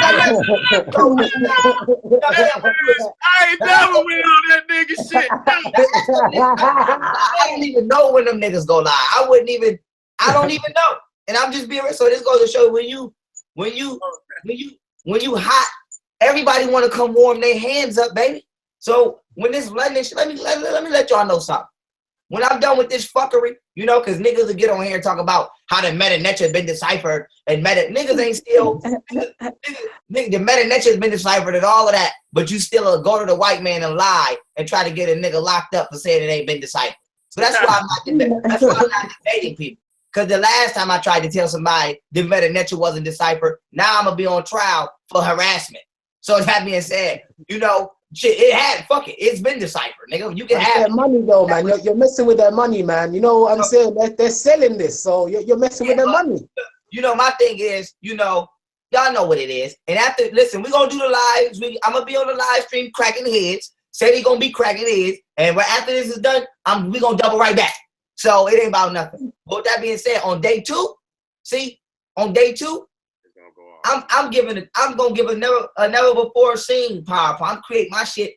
My shit is newly created. We talking about the restoration of Kemet. So y'all can expect all kind of scientific frequency.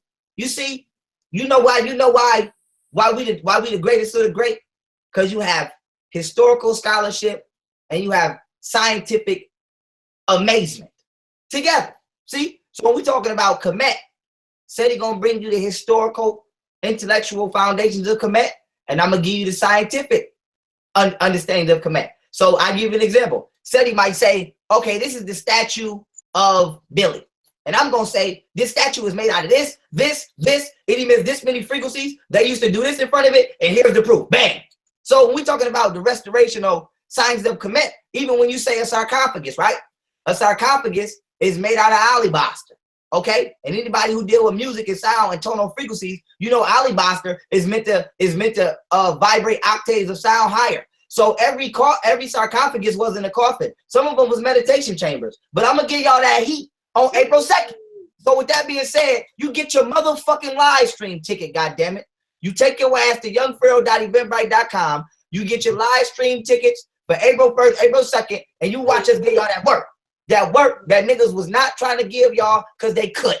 So that being said, y'all know what it is, but y'all don't play. I'm gonna just tell you like this. I got my Jordans off, baby. It's like, nigga, it's like when Jordan came back, nigga, that one year he was off. And he was like, nigga, Jordan put up about 57 in the garden on their ass. Like, boo, you know what I'm saying? So that's how I'm coming, nigga. I'm dunking on everybody. I'm coming this way. I'm coming that way. Nigga, that's how I'm coming, man. You know, I'm really hyped up. And usually I could tell, you know, how a lecture gonna end up by the spirit that I have before I get there. I know my tone and my frequency, and I'm just feeling good. And that just means I know I'm gonna do what it gonna do. Flat out. You gonna leave that motherfucker. You gonna say, God damn, that shit changed my life. Believe. All that other shit them niggas talking about, nigga, that just, you know, fuck, that's little talk. Nigga, that's fuck boy talk.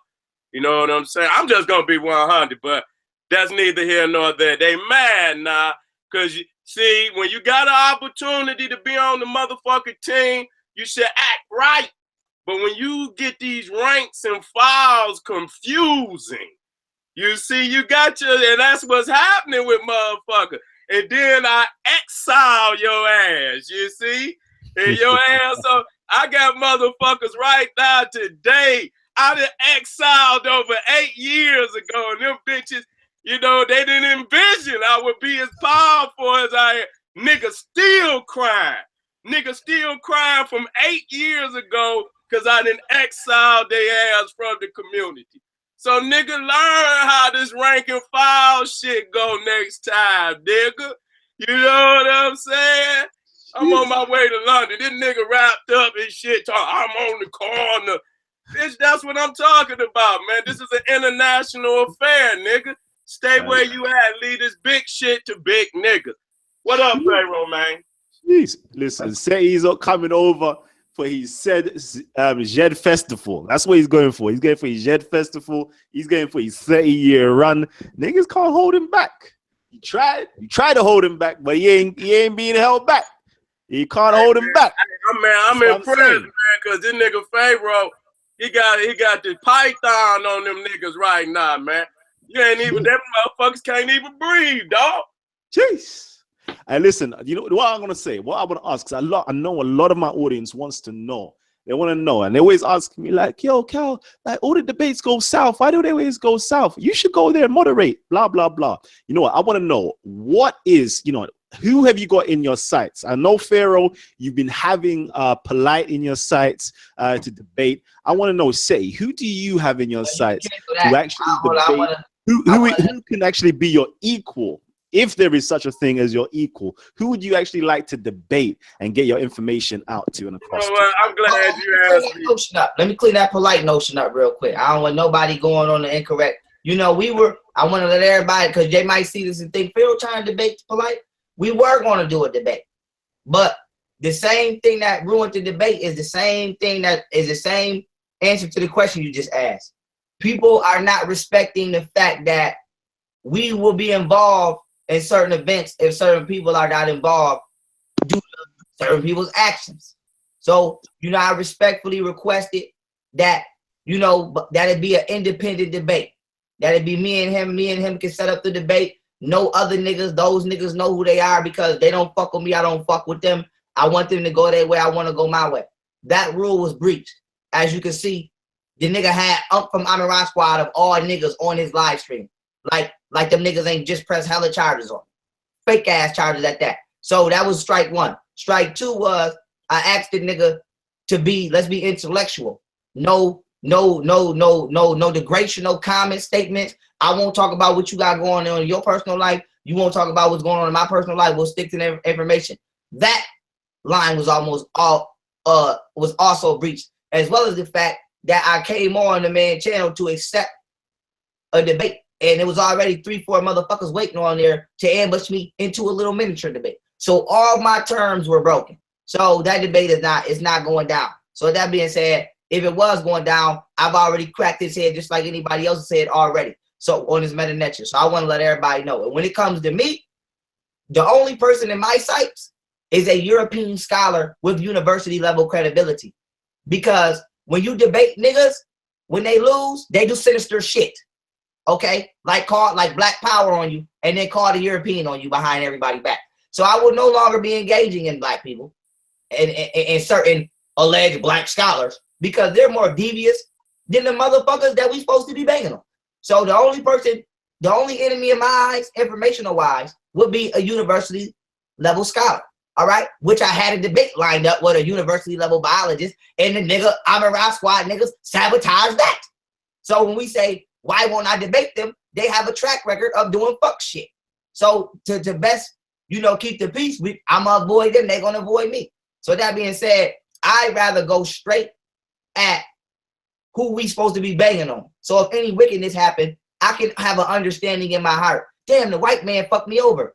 I expect that, so I don't feel so bad. I can't understand why an elder black melanated person would be so evil and malicious and devious to me. That's something I can't register. So that being said, I don't have no plans on debating no niggas at all.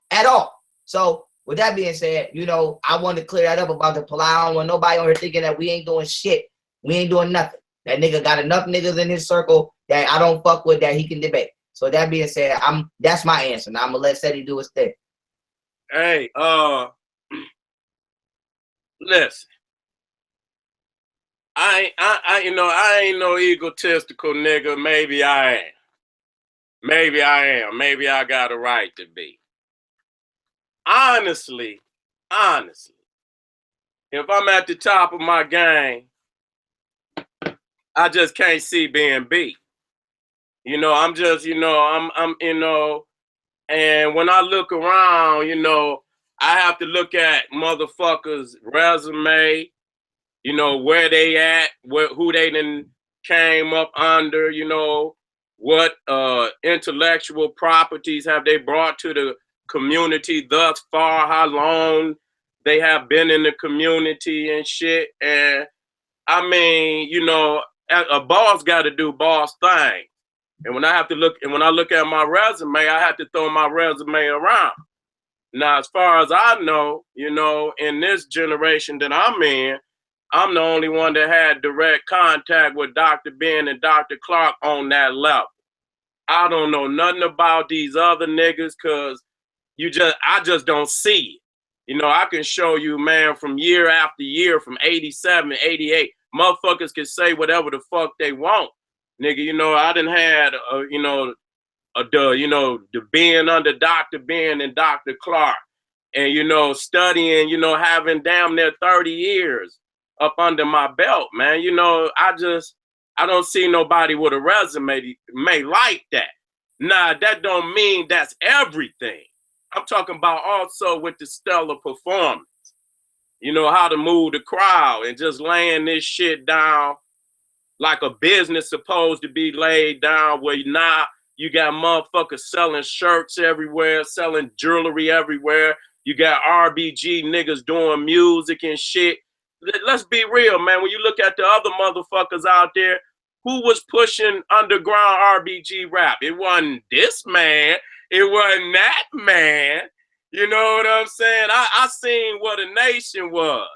And I knew what element that, I like jewelry. I like being fresh and shit. And so, but for real, before Eileen SETI, nigga, you don't see no man, because we not really moving in that area like we moving right now. Niggas had to be slayed and the community had to be built, man. This is a new community, man. You know what I'm saying? So I done added so many elements, and I'm just throwing that out there. So when you say am I gonna debate? I ain't gonna debate no motherfucking body. The shit that I've been doing is for the community. When I see a nigga, if I think he gonna give me a fight, you know what I'm saying? He gonna give me a real fight with scholarship. I know I'm gonna, boxing. I know I'm gonna lay his ass out. I am, but I want you to fight for real. And so these niggas is scared to fight me. They don't do real research. So who am I gonna debate? These niggas is on a whole nother philosophical plane. As far as I know, I'm the only one that's really stressing, history, not just history, nigga, because I done mastered a lot of subjects. I don't want no motherfucker the black political thought, nigga, the geography, geology, topography, cosmology, oceanography, nigga, latitude. I don't want niggas to get it twisted, nigga. I am a scientist. Okay, that ain't that's one, you know, and so Pharaoh specialized in it. You know what I'm saying? But don't get it twisted. I'll box a nigga head up. So I don't really see the prowess out there from any nigga in my generation that I have, because when I go back to Dr. Ben and Dr. Clark, nigga, and I'm 16 years old, I don't see you niggas. When I was rocking the motherfucking joint at Eileen SETI, all I ask a nigga is whatever your motherfucking scholar is, and this, that, and the third, where was that motherfucker before Eileen SETI? And you don't find, nigga, that's like the ADBC mark in this bitch. You know what I'm saying? That's really it for real. You go before SETI, you don't hear these niggas, man. I'm already black woman is God, making of the white man. I'm already false teachings of the Moor Science Temple. That's before I even go to New York. I had already, you know what I'm saying? So that show that I've been putting out work, nigga, on a scholarly scientific level over damn near 10 years straight, nigga, and probably over 500 lectures, nigga, around the country, excluding Detroit.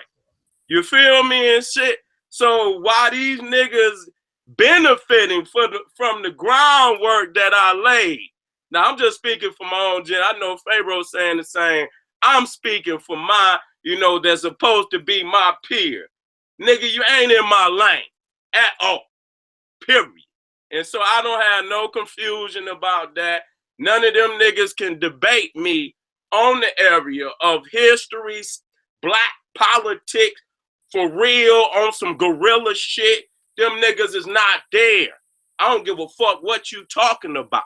So when you talking about real motherfucking niggas, I don't want to hear nothing about them. No, nigga, I'm of age and I'm going to leave it there, nigga. Been there, done that. I was a boss in the motherfucking streets too, nigga. That's why I'm a boss motherfucking now. I don't play no motherfucking niggas. I ain't got to say it, nigga. I know how to talk though, nigga. I don't want nobody to get it twisted. So when I look at what I bring to the motherfucking table versus anybody in the motherfucking game, nigga, I'm the motherfucking complete player, nigga. Flat the fuck out. MVP, Michael Jordan, Mike Tyson, nigga. Flat the fuck. If you need somebody, you need a warrior to go down that motherfucking aisle to defend black power, black history, nigga, you know to send General Cyrus SETI, because I'm coming back with the blood, nigga. And so I'm done with that. Will I ever debate? I don't see nobody to debate. I don't. Just like you say, even the white boy. I know I bodied the white boy because I was fucking over college professors when I was in college. Because I had, at that time, you know, I went back in my, you know, in my 30s, in early 30s. So I had already been under Dr. Ben for damn near 15 years. So by the time I went back, nigga, I was smacking them with like one damn question. You know what I'm saying? Putting their ass, they don't really know what people think they know.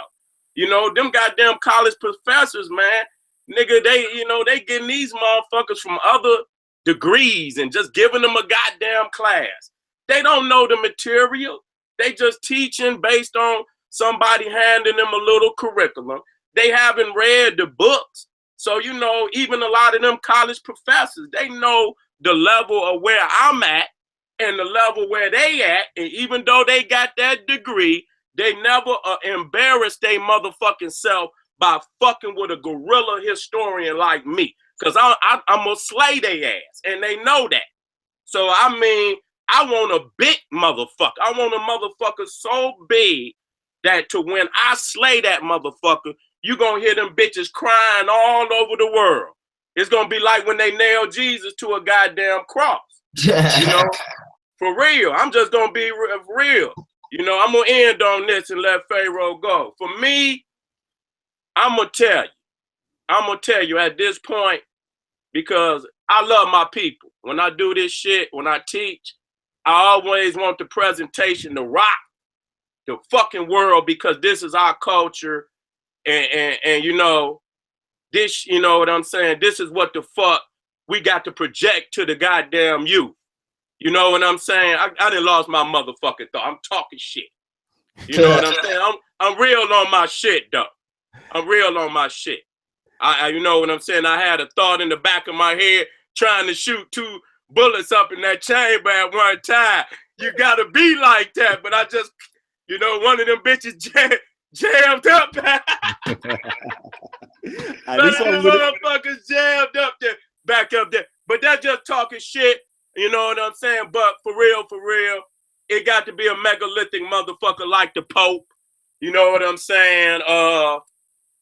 Not just any scholar, somebody like Zahid Hawass over there in Egypt. A lot of them, you know, so-called Egyptologists that be on the History Channel. That got to be the type of motherfucker that I step to. So when I lay that blood, I could get my medals. See, I love medals on my chest.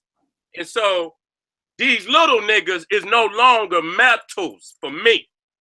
I'm giving the community an opportunity to engage in festivities. But now when we talking about a scholarly level, man, you got to get somebody damn near in the Department of Archaeology at either in Egypt, you know, Rome, but it's got to be on that level. And you know what I'm saying? That's the only, other than that, anything else, because if, you know, you don't have the resume, you know what I'm saying? If I knock you down, a motherfucker's gonna just say, oh, well, he just a little armchair scholar. And so at that point, for me to feel like I really done something, I got to knock down a big motherfucker. You know what I'm saying? So get the Pope, nigga. General Sabra SETI versus the Pope, nigga. You know what? I want to take a quick interlude, real quick interlude, and then we're gonna go back into this subject. Give me 1 second. Let me get a quick interlude in. Again, hopefully I'm sharing my screen. Let me know if I'm sharing my screen. All right, for those of you who are new to Talk with the Titans or Titans TV, we do a lot of conscious lectures, discussions, debates, and interviews. We try to put on a show every single Wednesday, at least weekly. We put on a show. Today we're doing a show on Friday. Yesterday we actually had a show in response to the London terrorist attack, giving a nice breakdown there. We had Mashach Mayam from the ISUPK coming through, and we had our UK community actually having a discussion as well. We've had loads of shows on Talk with the Titans, such as Red Pill, Tahir RBG, Born Knowledge, Allah, Minister Enqi, Nechaneb, you know, Siraj, myself, Konsu, Stephen Graham, Zion Lexx, Nasi Yeshavel, Queen Afua herself, Brother Polight, Best Kept Secret. You know, we've had so many great people coming through our studio, gracing us, Tariq Nasheed as well, Umar Johnson. We have so many great names, Professor, you know what, so many names passing through, Renoka Rashidi as well. And of course, we've got our Speakers Corner section where we have loads of debates going on. We've got Comedics, Israelites, Hebrews, Muslims, Christians, atheists, you know, pantheists, you name it. We've got everybody passing through in Speakers Corner, Hyde Park. That's in London, where we host our debates weekly on a Sunday as well. So please check out our playlist, our popular playlist. We've got loads of debates going up to the numbers of 350,000, 300,000 plus, 200,000 plus, Professor Griff, 200,000 plus, and so forth. So please check out all the great works that we're doing over here on Titans TV. You could also check out my section as well, Kalam L section down here with 42 Laws of Ma'at, some videos dedicated to Islam, dedicated to the Hebrew brothers, dedicated to Muslims, dedicated to Comedics again, etc., etc. Check out our African history and philosophy, Renoka Rashidi, and so forth. So please, if you haven't already, hit the subscribe button. hit that subscribe button down below. Hit the subscribe button down below. Tune in and actually see what we're actually doing over here in the UK and promoting this good stuff for you. That's the quick interlude. But now I want to get back into this because my brother said, he said, you know, you need to bring the Pope or somebody of that stature and degree up to him to actually test him. So you know what I want to do? What I want to do with my brother, Terry Riggs from HKTH, I want to actually take my brother SETI around around London in general. That's one thing, but I want to take him to the British Museum. I want to take him to the British Museum, the home of the Rosetta Stone, and we need to take some iconic pictures. We need to take a picture with Sarah Suit and SETI having the Medu netter literally underneath his foot bottom. Okay, that's what we need to be doing. We need to have him taking pictures of him with the Rosetta Stone underneath the foot bottom. We need to have a sacrificial lamb. We need to have the curator of the British Museum up in there. We need to have the whole Black Power, Black Fist, the whole army just with us, rolling 50 man deep, going through to the British Museum, all blacked out like goths. Trust me, that's how we need to be rolling up in there. And you know what? We need to bring that heat over into, you know, these white supremacist organizations, because really these organizations are actually stealing, doing a lot of theft and bringing our stuff from Africa, bringing it from Egypt, placing it into the British Museum, where we aren't even able to touch some of these artifacts. We're not even able to relate to some of these artifacts, and some of these artifacts they try to keep away from us. But thankfully, like my brother from Terry, HKTH, we have access not only to see what's on display, but to go down into the basement itself, where they have hundreds of thousands, if not millions, of pieces of articles that we can actually touch, we can actually view, we can actually see, that's not there for public viewing. So it's going to be an honor for me and my brother Terry to actually take you know, our brother SETI down to the British Museum and to see the things on display, number one, to correct the misinformation for our people and the public to see, number two, and number three, for him to be able to go down and see what other eyes in general aren't able to see, except from the academic world and except from the British Museum community can see. So we're gonna show some real powerful things, and hopefully we can capture all of this on camera and actually give it to the community. Pharaoh, are you there? Oh yeah, I'm definitely here. What's going on with you? Perfect. You know what? Well, we have to close out soon. I know. Let me know if you want us to continue, but I know we have to close out very soon. We've literally reached that 2-hour mark, and we're gonna have this conversation going on off air. But if you want this conversation to go forward, let me know. Let me know in the comment section down below.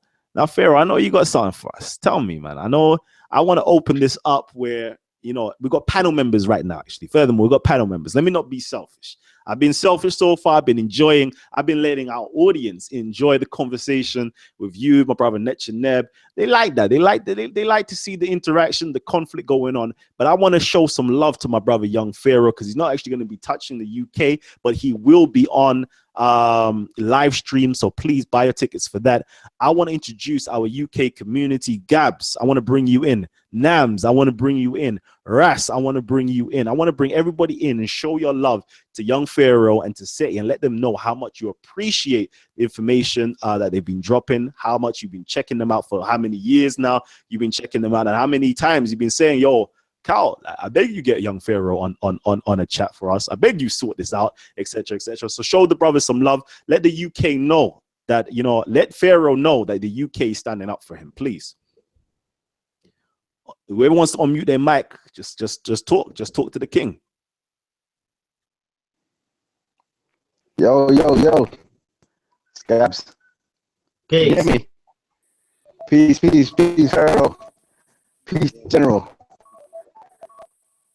You guys hear me?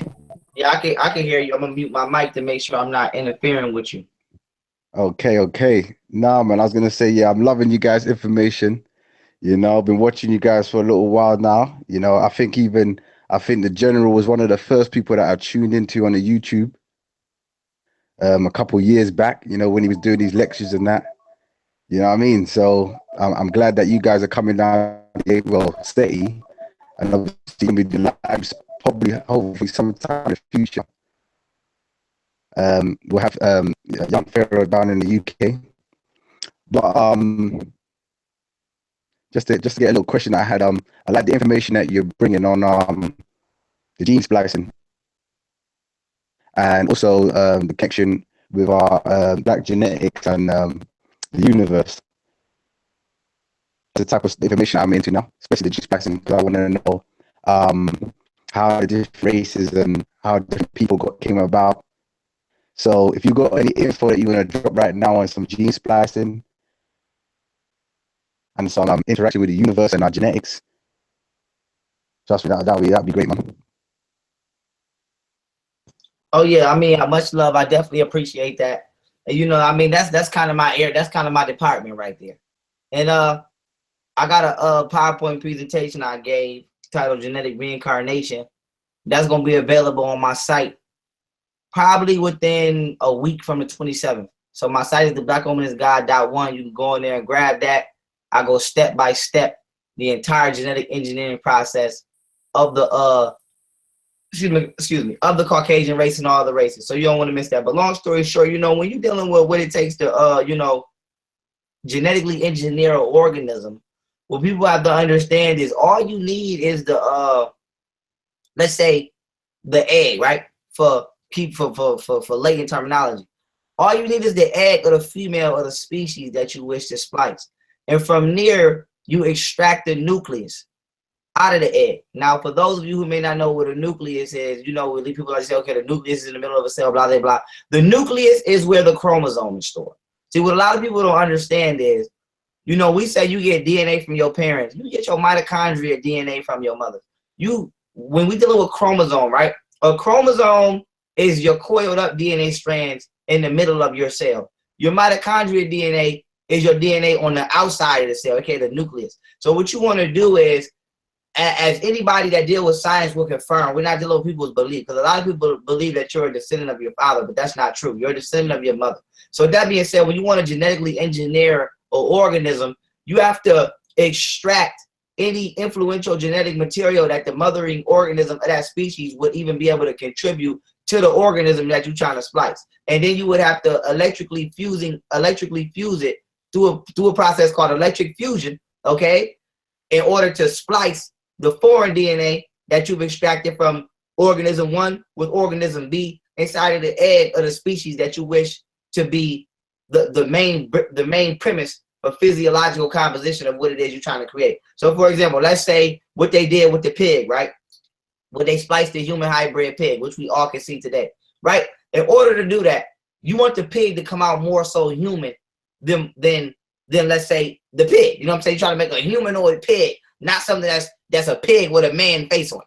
So what you do is you take the Caucasian, okay? You take that Caucasian egg, you take that nucleus out of that egg, you take a strand from this European, whoever you're trying to splice, and you take a strand from the pig. Now you have they have an entire laboratory called restriction enzymes, full of what they call restriction enzymes. And they got to what a restriction enzyme does is it severs DNA at certain points into what is then called sticky ends. So with that being said, they got an entire inventory for whatever it is that they're trying to splice. So if they want to splice GMO apples, if they want to splice apples and create GMO apples, they got a whole cabinet for that shit of enzymes that's specifically instructed to break down the coding of an apple to give them certain ends of the genetic sequences of that apple. If you want to spice an orange, they got specific enzymes for that. If you want to spice a tree, because they create hybrid trees as well, because niggas think the trees on the sidewalk is real. Those are fake trees too. So for any organism or piece of let's say, because trees are sentient beings, but a lot of people are not spiritually inclined. So we're not going to go there. Let's say anything that has some form of DNA or genetic substance, nigga, they got a restriction enzyme for your ass. So with that being said, you take the egg of the white woman, extract the nucleus, any genetic material that she may have that may override or influence the pig, because two species, remember, cannot naturally have sex and sexually reproduce an organism. So you take away any genetic material that white woman would have had, you fuse the pig's DNA that you've extracted and created a sticky end out of using that specific restriction enzyme, and then the restriction enzyme that you took from the human, and I give the name of the specific enzymes in my lecture, so you can grab that and peep it. And what you do is you infuse them through a process that is called electric shock.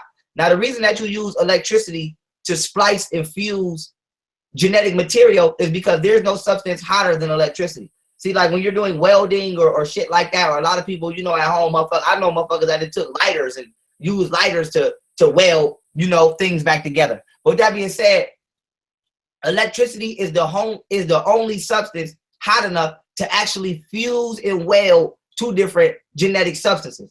So the point of electric shock is they take the now extracted pig strands of DNA, the now extracted strands of Caucasoid DNA, and then they splice them using electricity. And this is an actual process called electric fusion. Go look it up.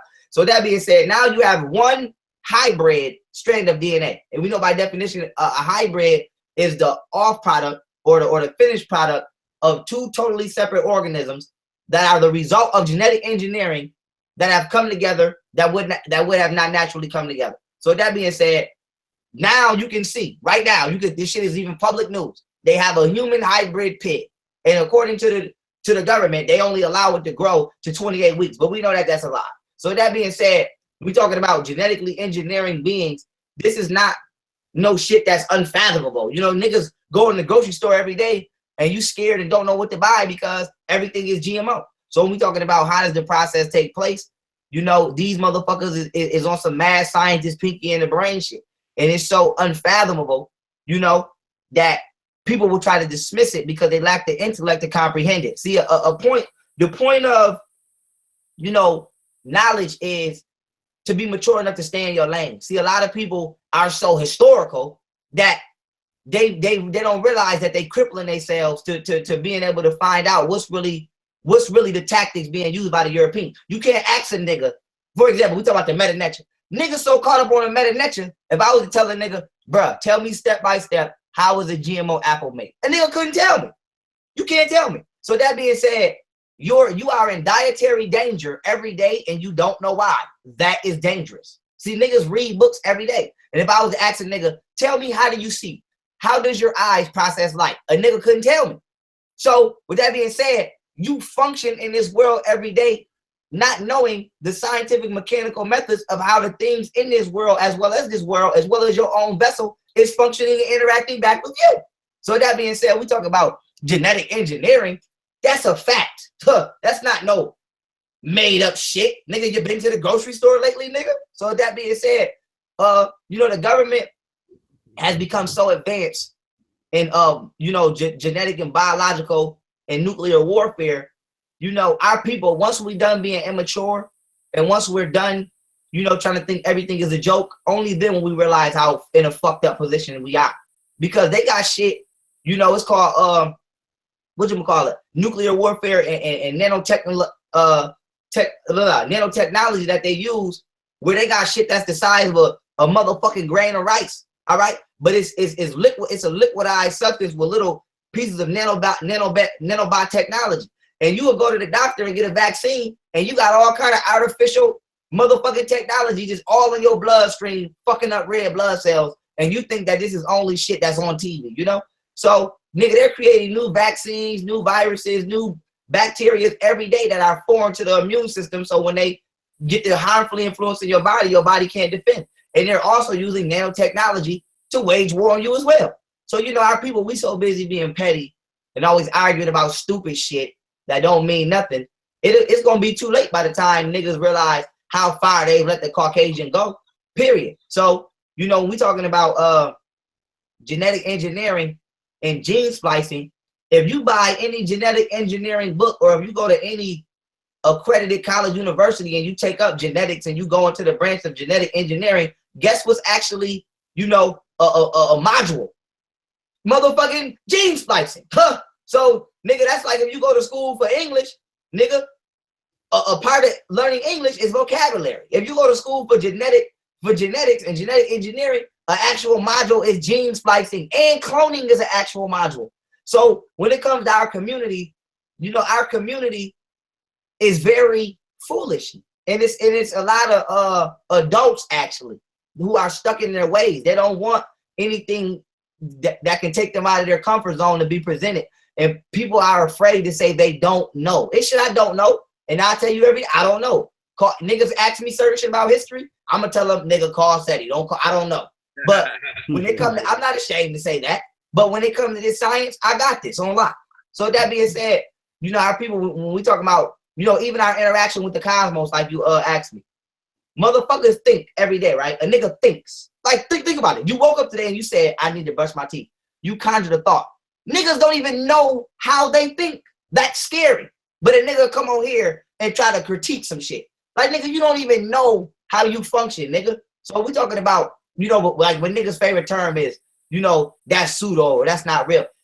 No, it's not. It's outside the limits of what you've been intellectually bestowed in regards to what you could comprehend. Even when we talking about black people, right?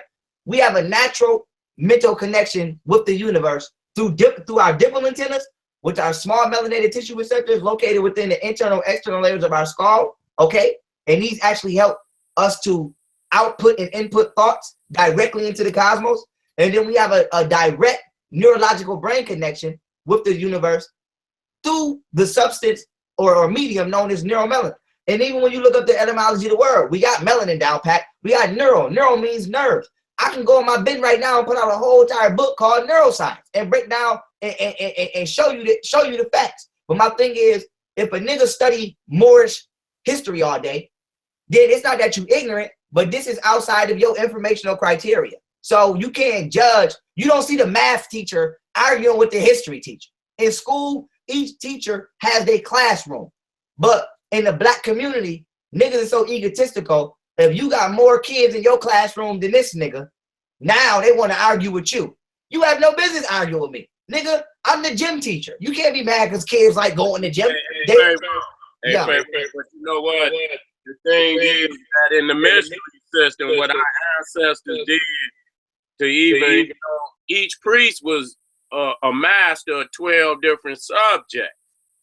You know, it shows, an imbalance because you can't really prove the whole story by one particular science. You know, you have to, that's why it take a team a lot of times but each member got to become almost like, where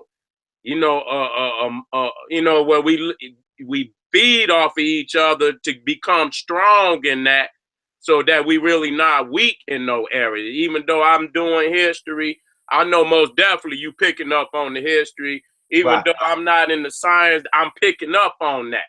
And so where you speaking and shit, you know, I'm filling in some shit in my slides where I might have had the slide, like you were saying, and you know, I didn't explain it like you explained. You know what I'm saying? But it's right and exact in the same shit.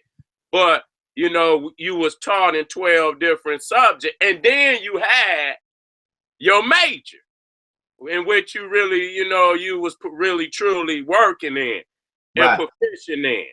And so, you know, that's where we pushing to, you know, where we thought we going into science, because, you know, I deal with oceanography, you know, and that's a science that got to be dealt with in order to show how our people went across these oceans.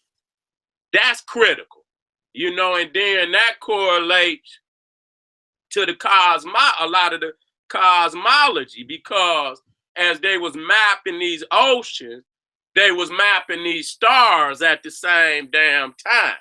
You know what I'm saying? That's how a lot of these sailors got across this goddamn ocean and know that they was moving in the right current based on the stars in the sky. You feel me? So when you fuck with one, you basically, it's gonna lead you into the other.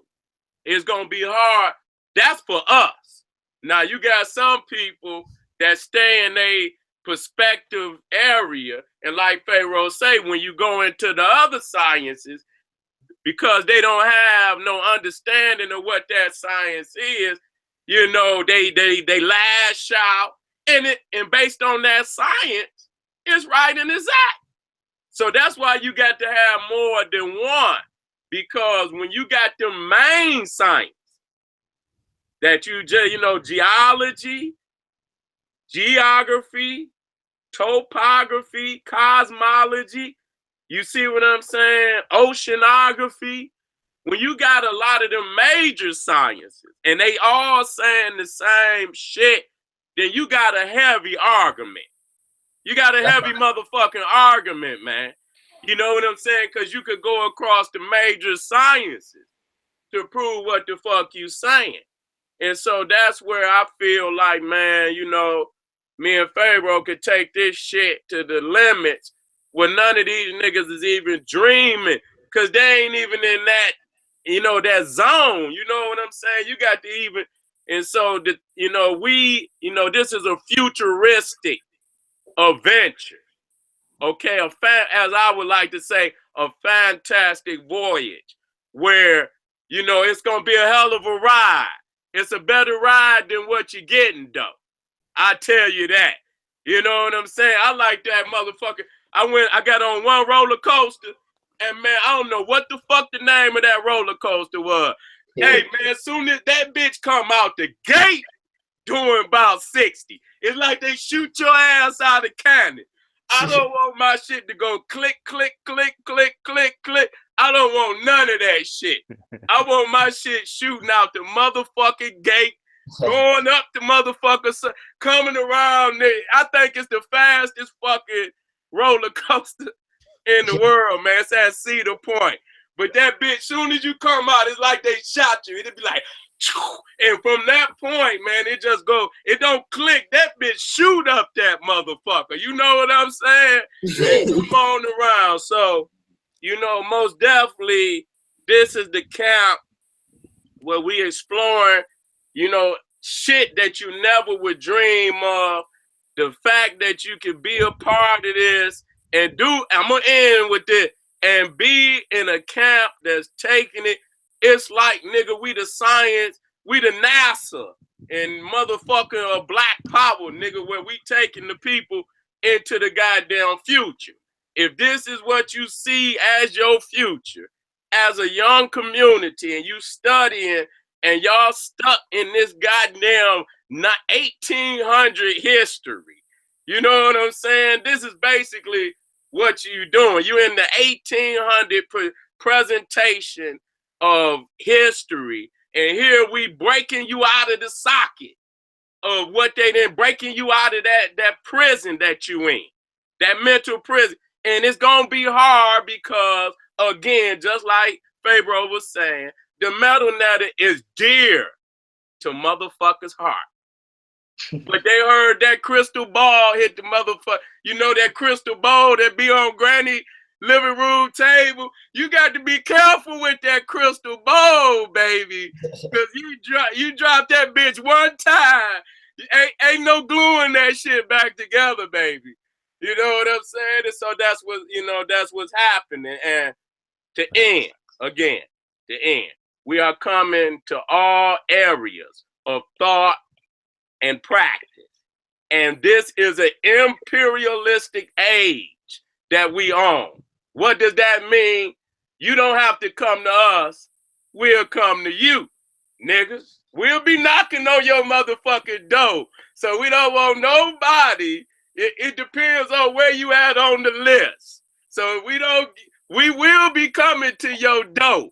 Okay, so you get ready. And that go for all thoughts. We are gonna knock down all thoughts of philosophy and all religion, and with major events like the Medu Netter, not little lectures.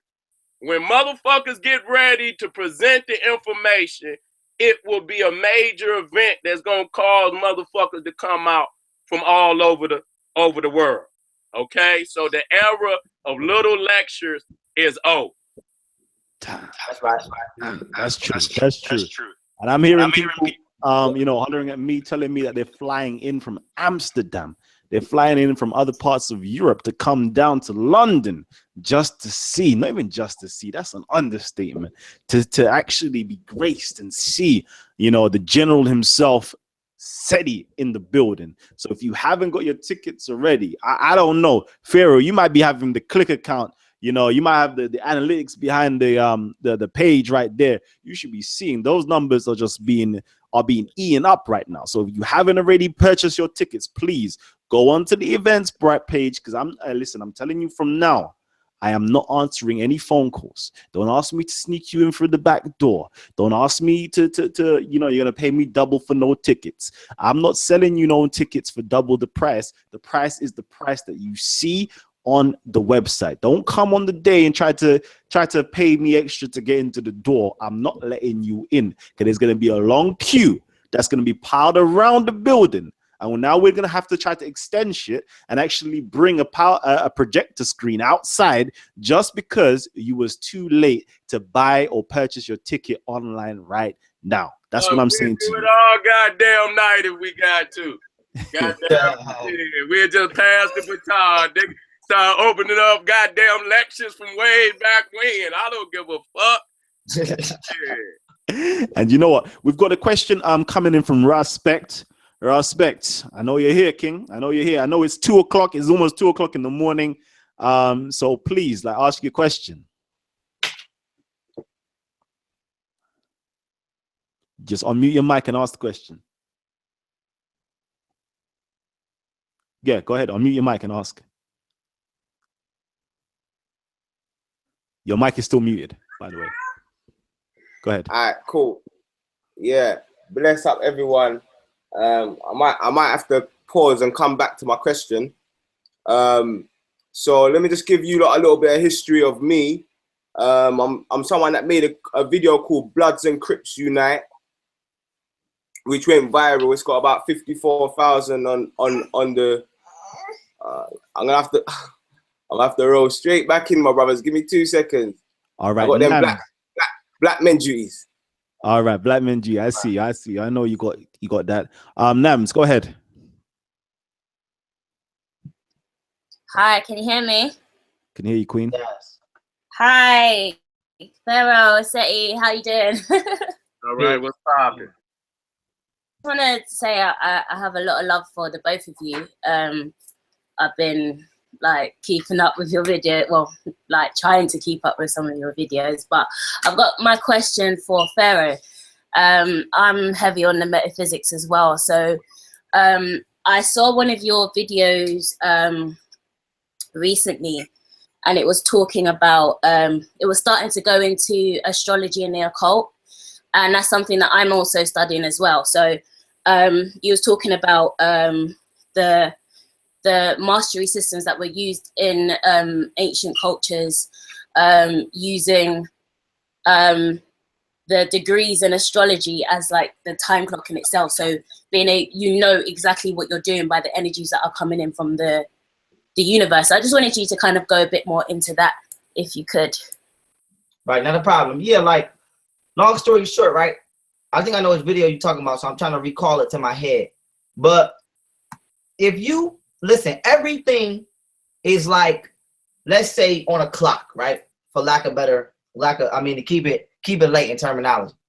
Everything is on a clock. The same shit don't happen all day. Every 15 minutes, 30 minutes, 45 minutes, and an hour, right? Let's say 15-minute interval, but to keep it approximate, we're gonna say every 1 hour interval. You got 23 hours and 58 or 53 minutes in a day, I believe, either 53 or 58 minutes. But to be approximate, we're gonna say 24 hours. So every 1 hour of them 24 hours, you have gases, right, that are emitted from certain planets. Now these gases, right, known as solar prominences, right, affect you biologically and psychologically, and they also certain energies, right, because they're called when the sun shoots certain gases or electromagnetic radioactive waves towards the planet Earth, all right, or basically when there's a storm, like if you have a hurricane or a tsunami, they call it a storm within our atmosphere. But when you have a storm out of space, they call it a solar storm or a geostorm. So every hour you got shit happening out there, okay, and they're called solar storms and geostorms. And depending upon where you are on the planet Earth, you can be affected directly by these energies. So, for example, if a meteorite come into our atmosphere, it don't hit the whole goddamn world. It hit wherever it is trajected to land.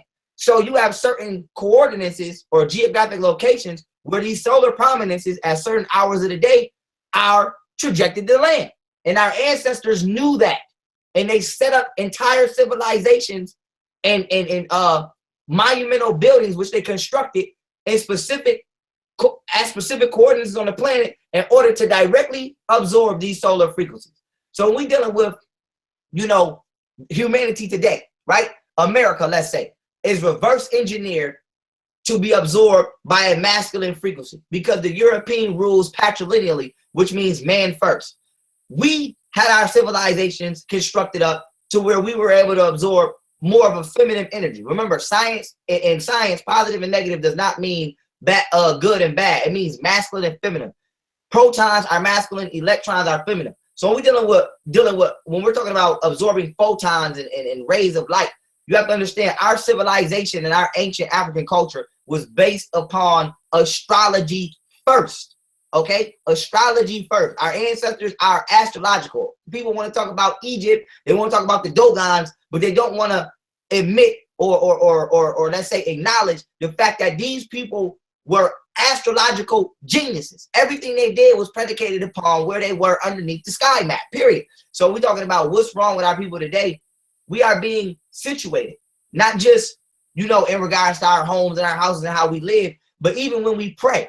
Because, for example, right, if you finna get into a war, right, most wars, even when you look at America, most wars are started on either Tuesday or either that following Wednesday. Why? Because on Tuesday, the planet Mars, okay, known as the god of war, emits its solar prominence, which actually makes you more aggressive. So our ancestors, right, on certain days conducted certain rituals on certain, what today we call days of the week, in order to absorb these prominences. The Caucasian today has your work schedule and your calendar completely reverse engineered to where Saturday is the beginning of your weekday. So you start your life off the premise of a masculine frequency every motherfucking day. And Sunday is the end of the week. But Saturday, which is Saturn, and we're dealing with Satan or Saturnalia or any of these wicked ass motherfucking holidays or ceremonial events that Caucasians celebrate, you're dealing with the over-masculated frequency. So how do you rule a people, right, who are genetically more prone to, let's say, making a black woman their lead member of intent? So for example, if all the bees work for the queen bee, how do I cause confusion amongst the bees?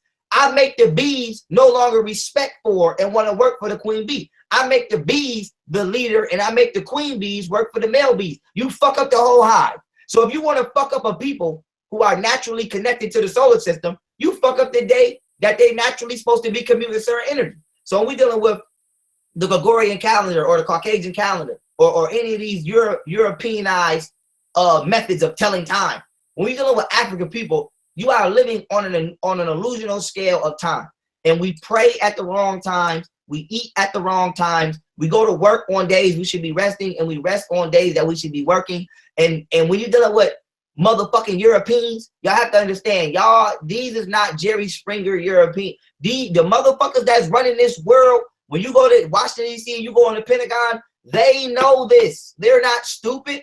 They're not dumb. You think Trump, every president normally is elected on a Tuesday. You think they waited till motherfucking 1 in the morning the next day to elect Trump on a Wednesday? Okay, they got everybody riled up on a Tuesday, which is Mars energy. Okay, and then Wednesday is Mercury, which is communicative energy. So now you got the whole world, all right, communicating their negative ass energy and their negative ass thought patterns for this man on a day that the planet allows this energy to be maximized. So with that being said, the people who do this shit, we talking about terrorist attacks or shit that happen in public, things like that. This is not a coincidence. This is all orchestrated. Even when they knocked down the Twin Towers, they knocked the Twin Towers down on 9/11. They elected Trump on 11/9. So when they knocked down the Twin Towers, what did they pump? Muslim agenda. Get the Muslims. They were goddamn Muslims. Now when they motherfucking elect Trump, they pump another fear energy. Get the goddamn Mexicans and get the Muslims. So what you got to understand is they are playing on your feelings predicated upon what day it is. Literally. Oh, today's Wednesday. Let's put some bullshit rumor out there so it can spread faster because it's Mercury. Oh, today's Friday is Venus. Let's put some sexual shit out there so that it can spread faster because today's the day of feminine energy. So what you got to understand is our ancestors, if we had a calendar, Friday, which is the day for Venus, will be the first day of the week. Even when you look at the astrological sign for Venus, it's an Unc. It's the loop, and you got the 180 degree line going latitude, and you got the other 180 degree line going vertical. When you look at an Unc looks exactly like the astrological symbol for Venus today. So even when you're dealing with Kemet, right? We know that the Egyptians or Kemetic ancestors, whatever name you want to use, dealt with astrology predicated upon the fact not just the construction of the civilization, right? But the Sphinx, right, is nothing more than a giant symbol for the Leo, for the Leo zodiac sign. That's why it's a lion with a female head. So that being said, not just the Sphinx, they also have what is known as the Naphtha Plier, which was an astrological construct that they say was there before pre-dynastic Egypt. So I've been the one in Ethiopia, even older than that. So exactly. So when we're dealing with, you know, our African ancestors, you have to understand that just like animals do shit, you got nocturnal animals that only come out at night because their bodies, it's called bioenergetics. Their bodies only biologically digest certain energy frequencies from the sun and from the cosmos at certain times. African people are the same way, just like you're supposed to eat at certain times of the day because of the circadian rhythm and how that interacts with you cellularly. So when we're dealing with how we as people are supposed to live and how we're being manipulated, is not about police brutality, even though that's an epidemic. It's not about the shit on TV, even though that's an epidemic. It's about getting back into your natural role within the ecosystem and in the environment. Fish, shit don't hunt. Animals don't hunt all day. Animals don't have sex all day. Animals don't eat all day. They do everything on a schedule that's predicated upon the time of day and what's going on in the solar system. African people, we're supposed to be the same way, but we've become so disconnected from ourselves that we'll never that we become disconnected from our higher self, which is the solar system. So when we're talking about, you know, let's say esoteric manipulation or how Masonic or secret society elitists, Europeans who understand the sacred science of African people are using that to manipulate us, we have to understand we got to get back to our cosmic roots. We got to get back to our scientific roots. Plants don't just grow all year round. Come fall and winter, they become dormant. So your body biologically does the same thing at certain intervals a day. So if the sun is emitting this frequency at 1 o'clock, at 3 o'clock, it's emitting another frequency. At 5 o'clock, it's emitting another frequency. Planets at certain times of the day are emitting a gas, and then they're dormant. Then they emit another type of gas, and then they're dormant. And all of these affect you every day. So that being said, we as African people are ruled by a feminine energy. Doesn't mean you're homosexual at all. It just means we are biologically more prone and bioenergetically accepting to feminine energy, but we are being ruled by masculine energy. And now we as a race have become psychologically and emotionally unstable because we live in an illusional time period. A lot of motherfuckers think it's 2017. It's 15,103. You count your years depending upon how many degrees you move around the zodiac sign. Every 72 years, you move 1 degree. So right now, we've been moving away from the Virgo constellation towards the Aquarius constellation for 15,103 years. And then when we get to 25,920 years, we're back to 0 degrees, which makes it year 0 again. So when we say ages, and we're talking about moving through the ages, each age is just a zodiac house. That's why they say we're coming into a new age. We're going from Pisces to Aquarius. So that being said, your time of day is fucked up. Your week calendar is fucked up. The year you live in a lie. It's not 2017, okay? It's not Monday, Tuesday, Wednesday, Thursday, Friday. And it's not January. So right now, we don't know where the fuck we live. We live in when we talk about the matrix, that is the matrix. You wake up every day in the creation mentally of the white man, and you can't think your way out of it. So that being said, you know, we talking about metaphysics.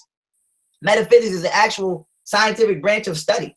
That's not like you can't motherfucking look this up. This is university level accredited science. So that being said, when we dealing with physics, not to give out the whole definition, but to keep it simple, physics would be the study of that which is tangible.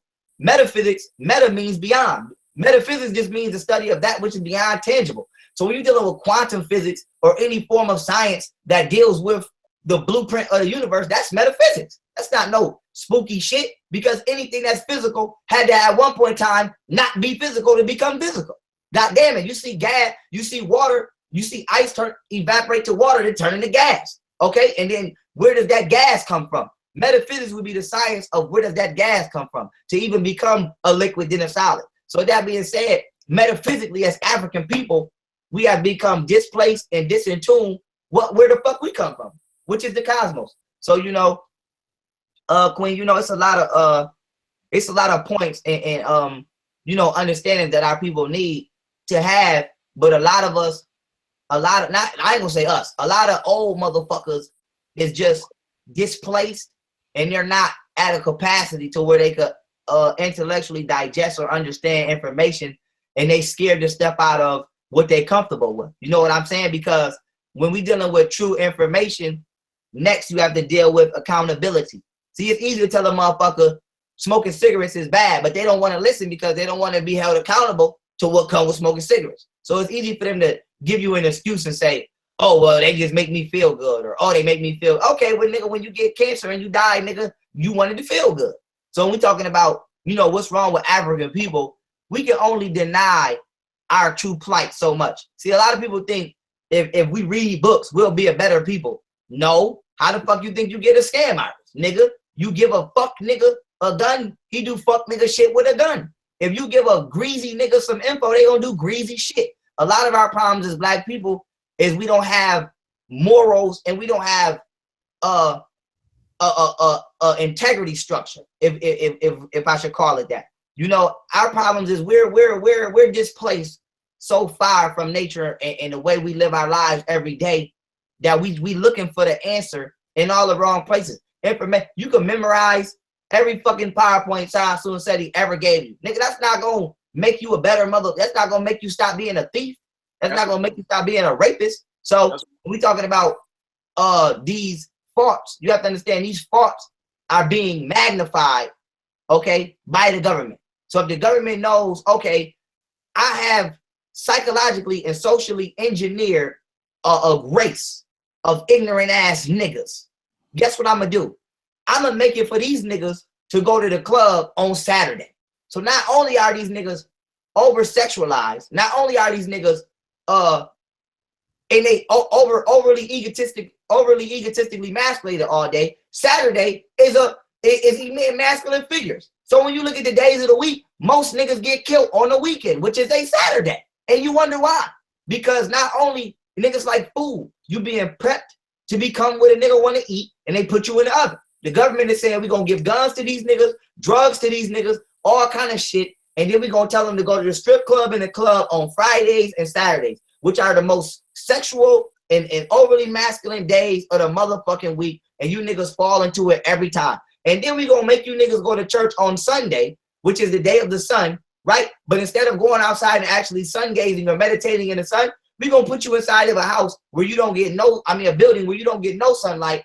And then you're going to pray to the deity that we use to actually replace the sun and call him the son of God, which is Jesus, Allah, etc., whoever your deity is. So you being manipulated every day of the motherfucking week, predicated upon what planets are emitting certain solar prominences and how they can either use those energies against you and make you overexert yourself and play into their will, or how they can keep you from them. So, you know, we need to deal with all branches of sciences, including metaphysics, because no subject just has all the answers. You can't read fucking about goddamn slavery. Slavery, if all Dr. Sebi did was read about slavery, it wouldn't be no Dr. Sebi. If all motherfucking SETI did was do trigonometry all day, it wouldn't be no SETI. So with that being said, you know, everybody needs to, like I said, everybody needs to learn. We talking about African people. We acknowledge what our ancestors achieved. I'm gonna end on this. We acknowledge what our ancestors achieved, but we today, out of self-hate, try to slit the throat of our people achieving that. We can easily say in Egypt, they master all sciences, right? But then when you see so many different black people in the community committing different, you know, disseminating information from different branches of sciences, you try to kill that. My way is the highway. Egypt wouldn't have been a great civilization as such it was if motherfuckers in Egypt were saying that. If somebody in Egypt said, no, we're only dealing with history, nigga, you wouldn't have pyramids, because you need science to build a fucking pyramid, as well as math, as well as astrology, okay? So you can tell that there were so many different compartments of the mind in this civilization. But today as a people, you know, if you teach outside of somebody's subject or doctrine, now it's not it's not acknowledged. So we will never be a great nation again until we allow everybody to thrive in an area of information. You know, so I know whatchamacallit, I just went off on a tangent, but I want to let the queen know, you know, as far as them whatchamacallit, the metaphysical teachings, you know, it's not nothing that can't be researched. It's just people have to learn to stop trying to shoot down what they haven't researched.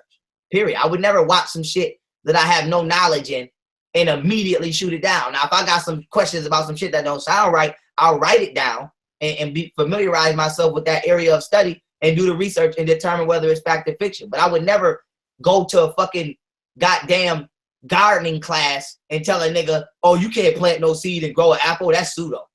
Nigga, you're not a gardener, bitch. You're supposed to be learning, motherfucker. But the problem is you got the student trying to teach the teacher, and then you got a lot of teachers that's not qualified to be teaching those students. So that's true. That's very true. The black people, we got a problem in our black people classroom. But I'm gonna end on that. You know, thank you, God. It's a beautiful question and much love. And like I said, we're gonna shut it down. We're gonna do our thing with London. We're gonna get y'all the science.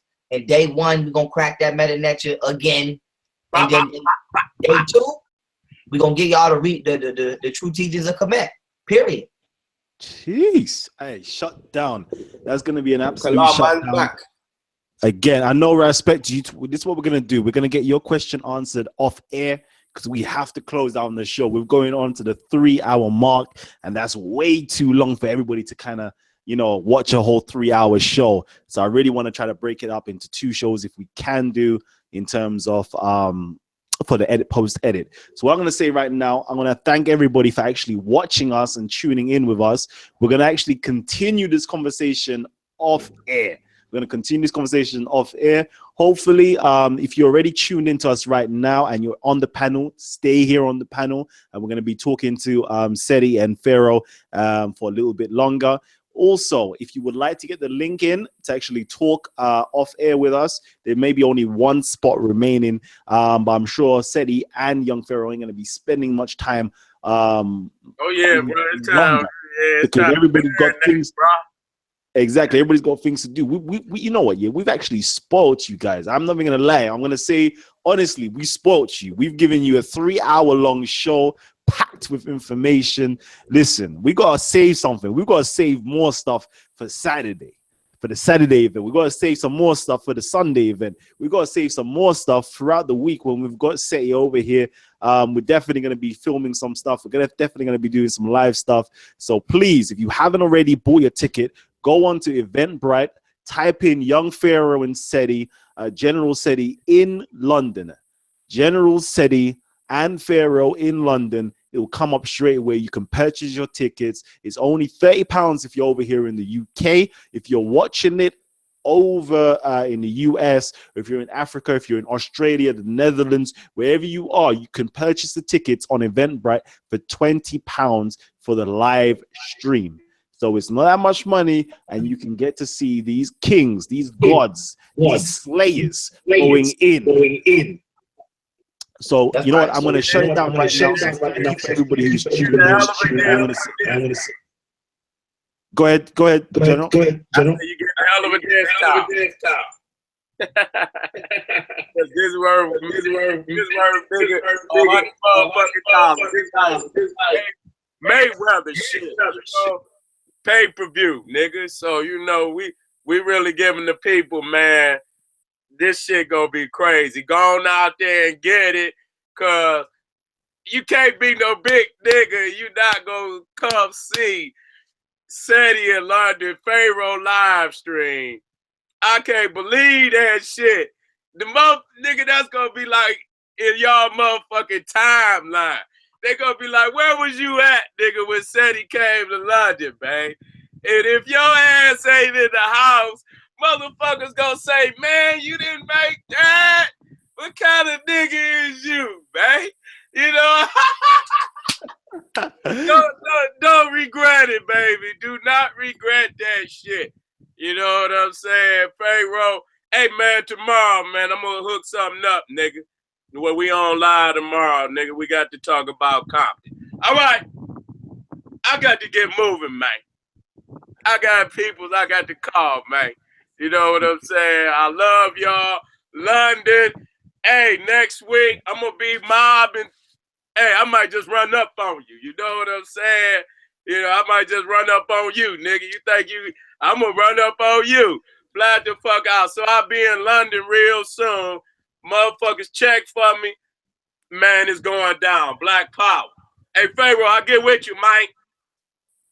Black power, black power. All right, we're signing out right now, but stay tuned. Everybody who's in the panel section, stay in. We're gonna go in for a little bit longer. Peace and black power. We're signing out. We're gonna see Pharaoh, SETI, live, peace and black power.